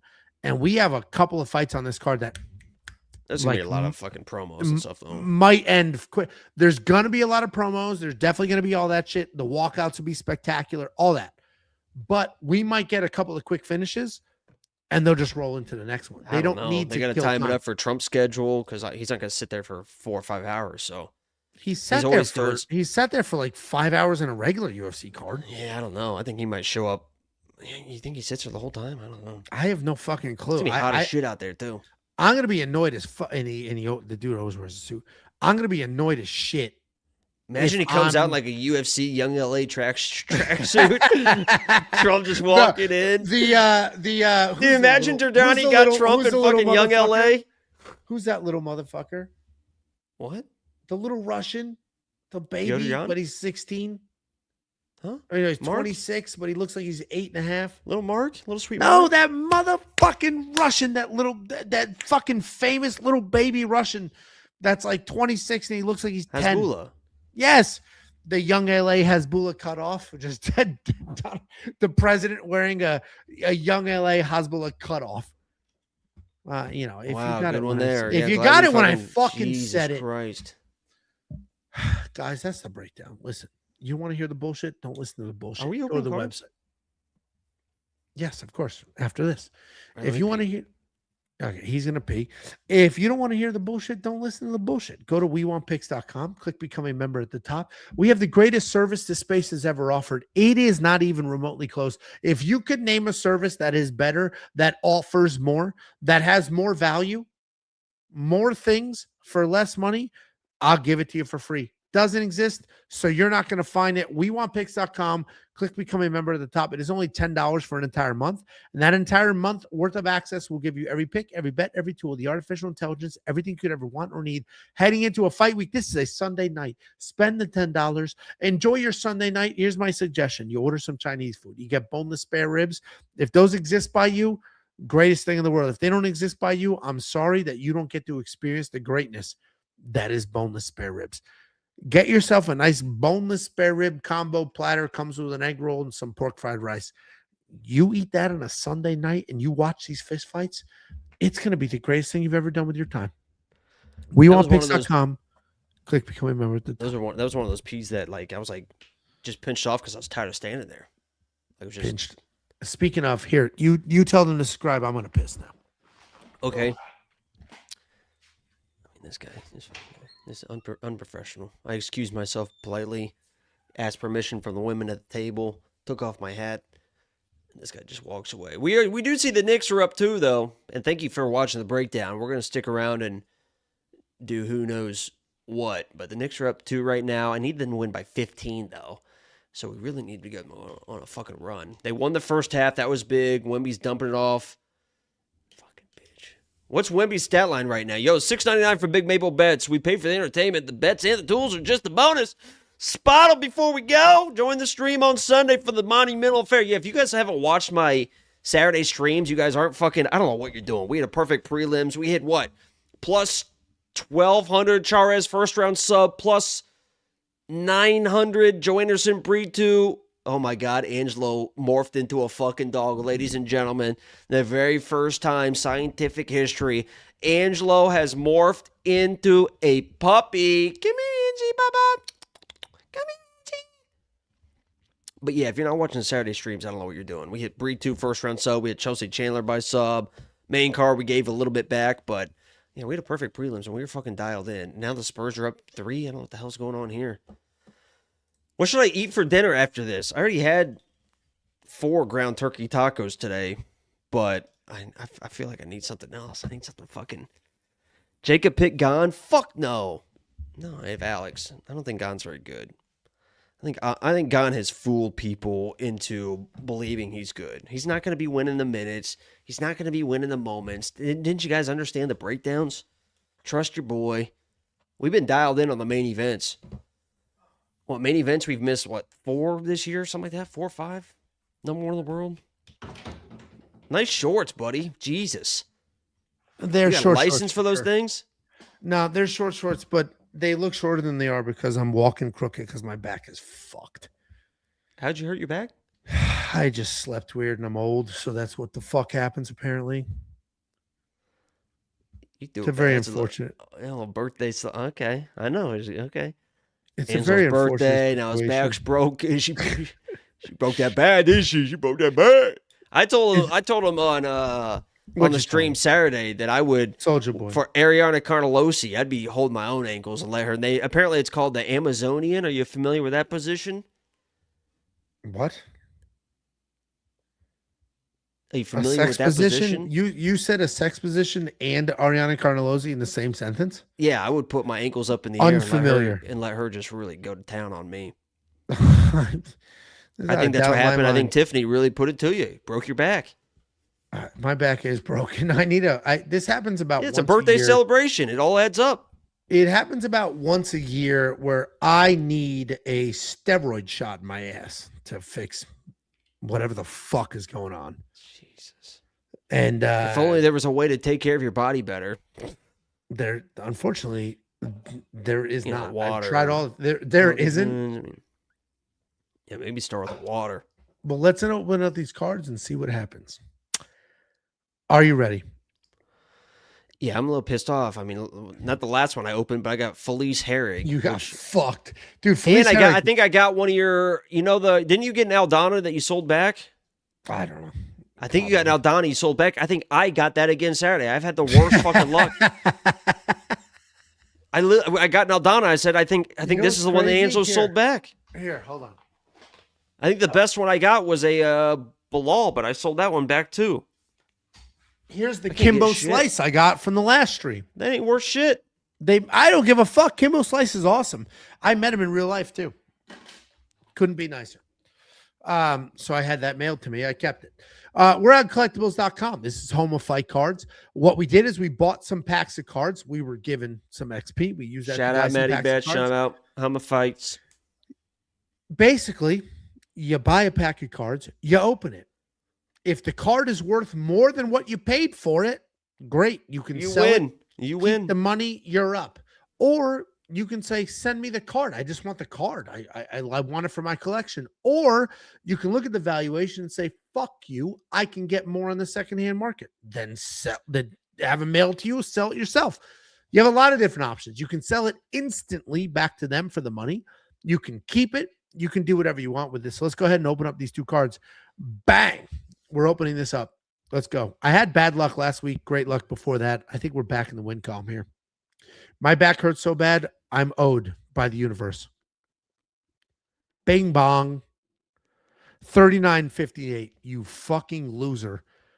Who the fuck is? Oh, it's Chase Hooper. Who the fuck is Red Disco? Yeah, that's what I was gonna say. Who the fuck is Red Disco? Fucking idiot, dude. Right, I always look at the name first. I don't give. I look at the value for. I look at the name first. First thing I look at is the money. All right, I don't know Who what the fuck is Red Disco? We lost $25 on that. All right, we're opening up the second. How much one. is in the account? This is it. Like we. No, you can buy one after this. At least another one. Depends what it's worth. There we go. Clicked. Oh my God, it's a female. I just felt it. I smelt it. I dealt it. Well, we just got a female. Get it? I don't really get it, no. Here we go. Bing bong. $42. It is fucking Alexander Romanov. I just watched this guy in real life lose a wrestling match. Do I have enough money? We're gonna sell it. I don't give a fuck about Romanov. He got teched. He got teched. I know he blew out his shoulder. He basically tapped out. At the end of the tech. No, it was before he hurt his shoulder and then he kept wrestling. I have $79. We can buy another one. Let's buy one more. And if it's worth more than $60, we're keeping it, Jacob. You're not going to bully me. I learned that lesson. Here we go. $60 pack. Let's just buy it. Yeah, buy. Come on. We're opening. Here we go. So we need at least $41 card here. $41 card. That keeps us moving. That keeps the momentum going.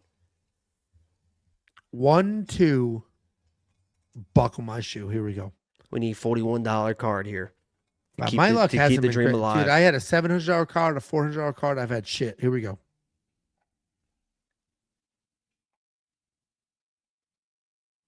$66 card. Eisman Lucindo. Buy it and we go again. Sell, we go again. There we go. Now we got the ball. I am going to sell it. You don't have to convince now me. Now we got the ball rolling a little bit. Now we're starting to go up.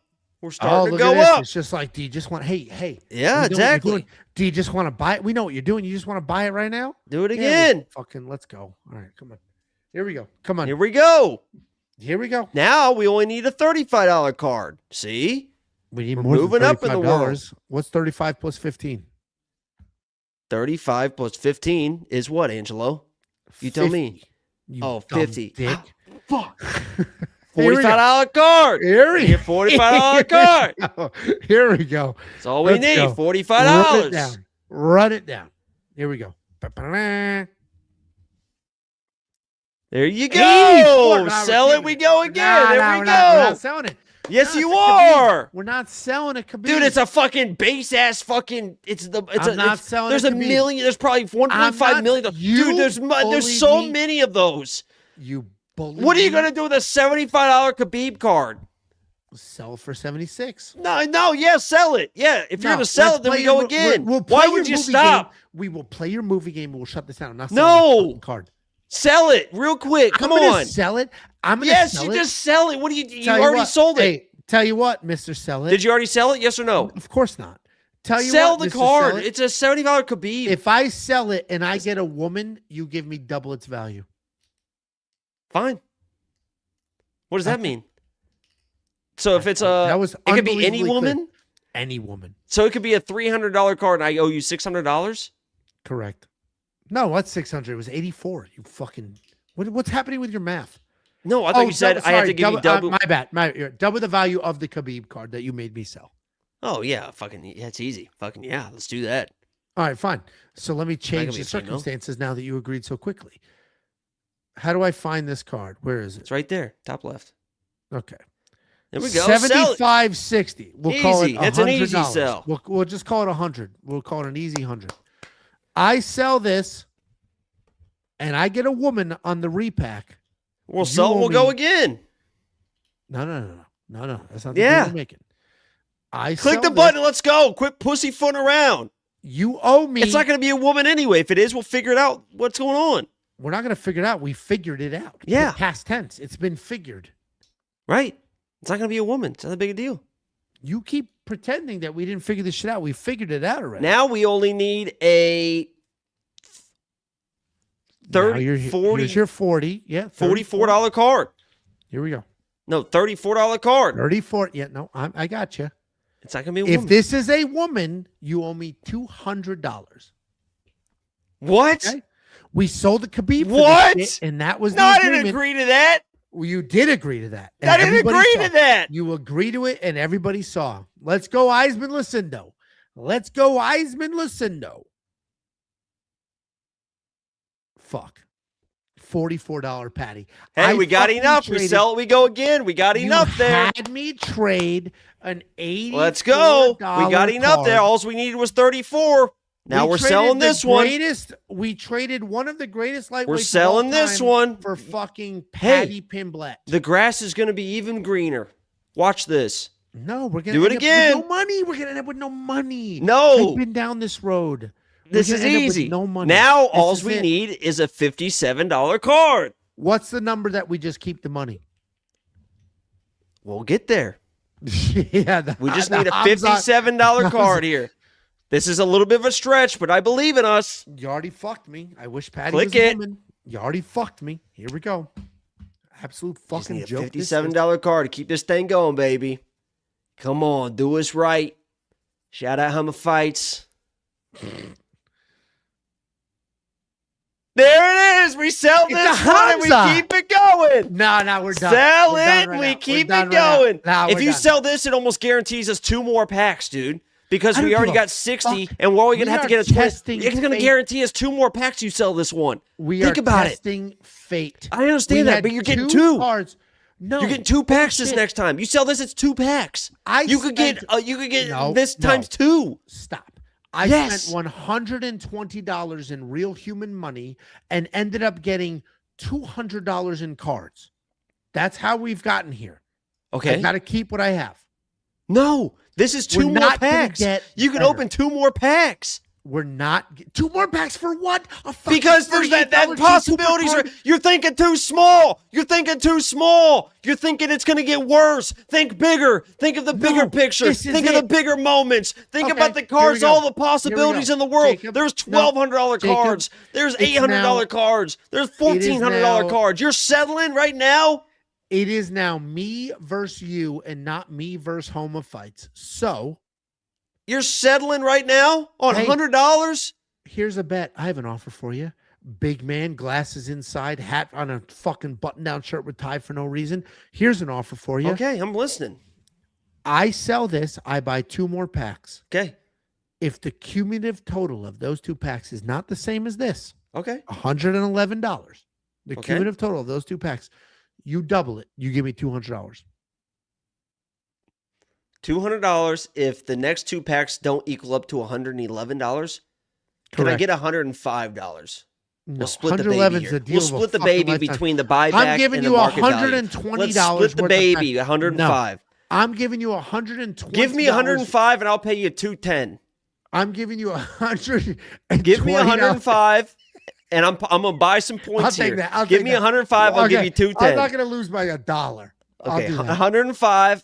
I hope this is a fucking $107 total. Dude, I'm gonna be so fucking. You're giving me $105 for the next 2 cards. Remember, it's the market value, not the buyback value that we're looking at, right? Yeah, that's helping me, dummy. No, of the cards that are coming up, it's gonna be the higher number of the 2. Yeah, that's add helping to my me. total. Oh no, you're right. No, it's the buyback value. It's the buyback. No, it's. How about we'll do this? Give me 105. We'll do the buyback value of the first card, market value of the second card. Deal. I'll take it. Okay. Or $200. Right. Okay. All right. So market value of the first card. No, we got it. Sell it. And then the value of the second card, the real value. I can buy 2 of these, right? Oh, I only have $59. I don't have 60. I don't have enough to buy 2 packs. Oh no, I do have enough. No, I don't have enough. Get another one, you idiot. Oh yeah, that's the whole point. Or we hope. I mean, you should. All right. Well, these have to add up to 105. This is the market value on this one. Okay. Okay, right. I'm ready. Guys, I sold it. Hamzat's gonna retire, and that card's gonna be worth a gazillion dollars. This is the number we have to hit, people.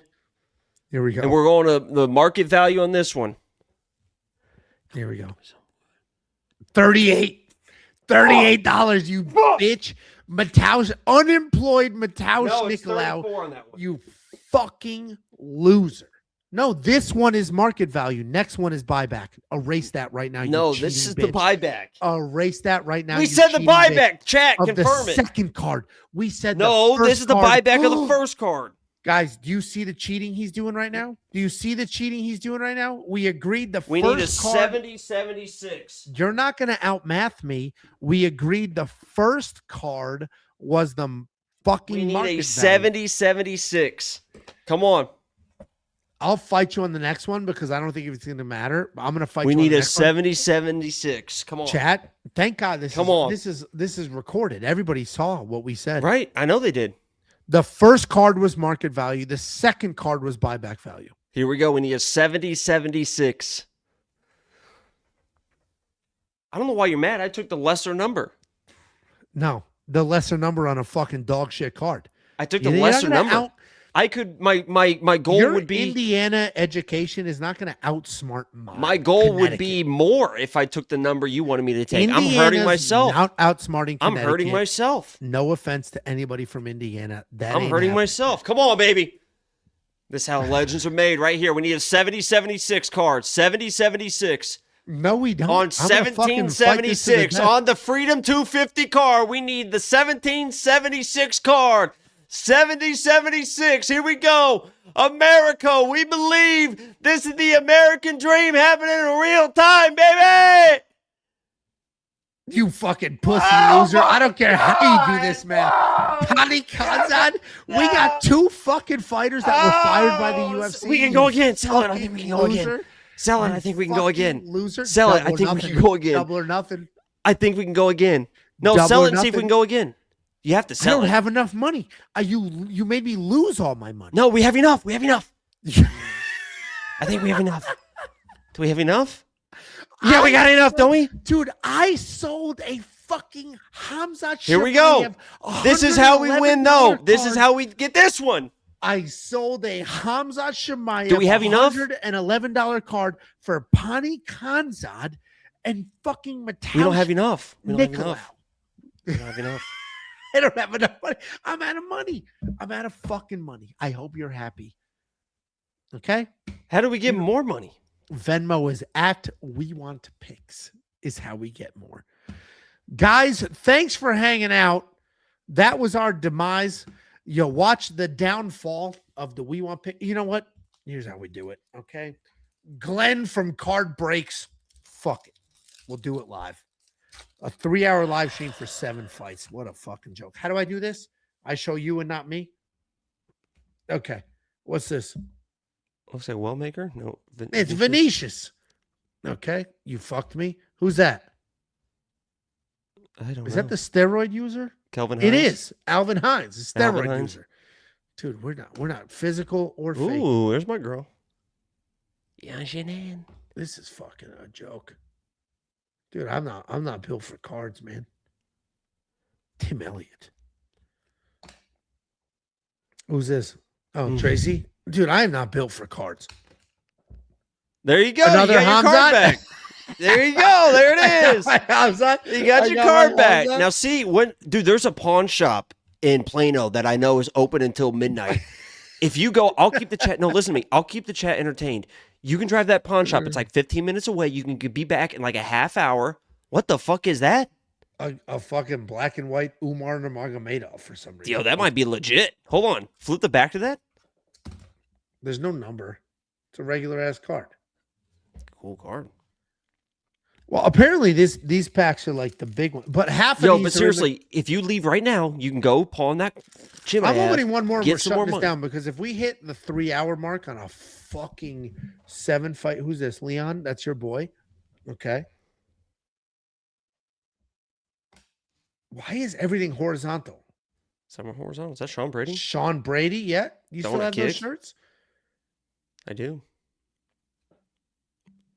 There's your boy. Chase Hooper. That's 2 Chase Hoopers for me. Oh my god. the Neither size. one worth shit. Ooh. Oh. Oh, Fatima. That actually might be worth something someday. You should bring that and have her sign it. She'll be in OKC. Callison to share. That ain't worth fuck. It's an autograph. Are we ready? Wait, let me guess. I didn't look at it. Let me guess. Let's I do the haven't looked guessing at it game. either. Wait, does it say who it is? Yeah, on the back. Oh, it does say. Okay. Are we gonna do the guessing game? Do the guessing game. All right. Man or woman? Wait, what? I asked a question. Is it a man? No. Is it a woman? No. Is she Brazilian? No. American? Yes. White? Yeah. Wrestler? Ish. 125? Yeah. Top 15? Probably. It's not Macy. It's... Oh, I don't know. Is she hot? I don't think so. Lots of people do, though. Because Kevin of Macy. thirst trap bullshit. I think Oh. Macy's... I personally think Macy's pretty. Juliana Miller? No. But people do think she's fucking... A thirst trap. Don't think... It's not Blanchfield. traditional Is thirst traps Blanchfield? either. No. No, because she's like top 5, and you said probably in the top 15. Yeah. At 125. Well, definitely top 15. Let me put it that. Ricci? Definitely top No, you said white. Right? Yeah. Why you say it like that? The chat's starting to figure this out. Aiemann Perez? No. I already said Blanchfield. I'm looking at the fucking... Oh, it's Rose? No. It means... MMA Brody. Redhead. Is Jillian? Yeah. Jillian Robertson? Oh, okay. Yeah. If anybody wants this Jillian Robertson signed card, this is what we're going to do. Whoever is the longest tenured premium member, send us an email. You could have it. We did that last And week. that's bullshit. She's about to get a title shot. We did. You're talking about, I think she's in the top 15. She's the next in line to fucking fight for the belt, you asshole. I thought she lost her last fight. That was fucking bullshit. We have the David Onama signed card. One of you, Brian with a Y, you've been a premium member for 3.5 years. So that's your card. Send a new email. I had others reach out, but they said who their favorite fighter was. Jillian, we've got 2 more cards, and then we're shutting this fucking shit down. Kyle Barallo, all action. Are those worth anything? Knicks are down 5. There it is. Berna Janaroba. There she is. There's that cutie patootie. We'll have All one right. more pack. Fuck it. We have one more pack. I don't give a fuck. Let's just fucking. I gotta eat, take the dog out, but sure. I just fucking. It's fucking. The fact that we went this long is outrageous. Who the fuck is this? Danny Barlow. Danny Barlow. God. Peyton Talbot. Okay. That's a decent card. Mario Batista. Decent. Brian Ortega. Kopylov. Roman Kopylov. That's not a good card. That's our boy. There you go, Bo Nickal. Look at that terrible striking. It's overextended. Jesus. There you go. Speaking of terrible defense.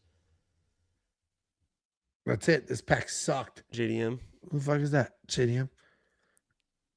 And Probably not. Robert Whitaker about to make his light heavyweight. Guys, thanks for being here. We appreciate you. This stream was way too long for 7 fucking fights, but if you've never been here before, we just hang out. We have a good time. We watch the sport that we love so much. And if you want to send some mail, we film vlogs. I'm going to film a vlog this weekend. This weekend is going to be a weird one for me, but we're going to film it anyway. Send a letter. Send whatever the fuck you want. A recipe. We'll cook it. Actually, here we go, guys. Did you want to do the movie game real quick? The mail's going to be... We don't have enough time for the fuck. I can't let this stream go over 3 hours. Not for 7 fights. Nobody will fucking watch it. Maybe Thursday. Maybe Thursday we'll... This fucking... And then he fucking... Hold on. I can't... It distorts the image when he leaves. God. This dumb fuck. It distorts the image when he leaves. Guys, thanks for being here. Genuinely appreciate you. A couple super chats. $5 from Brandon Lawson, 3071. Let's go, guys. Best in the biz. 2 Z's. Thanks for the best tools and the awesome content. Listen, hey, I appreciate you. Thank you so much for that. Genuinely. 349 New Zealand. Justin via IDF. I'm not reading this, you fucking sneak weasel son of a bitch. Nice try. You almost got me. Canadian 699 Big Maple Bets. We pay for the entertainment. The bets and tools are just a bonus. Spottle before we go. Jacob wanted to. Dude, if I take a 7-fight card and push it past 3 hours, nobody's going to fucking watch that shit. I can't do it. My wife's getting like a major fucking gigantic surgery tomorrow. Depending how things go, Thursday night, maybe we can do something here. Join the stream Sunday for this monumental affair. And then Gucci Gill, $1.99. Jacob, make another gambling channel. Like make his own channel. Is that what we're asking for? What would he put on there? Everything he puts on here, and then for other sports? We appreciate you. Thank you guys all very much. Genuinely. Thanks for being here. Good luck this weekend. Sorry the fucking video's all fucked. Jacob ditched, and when that happens, it screws up the template. Thank you guys. Good luck. It's Sunday night, not Saturday, and we'll see you then.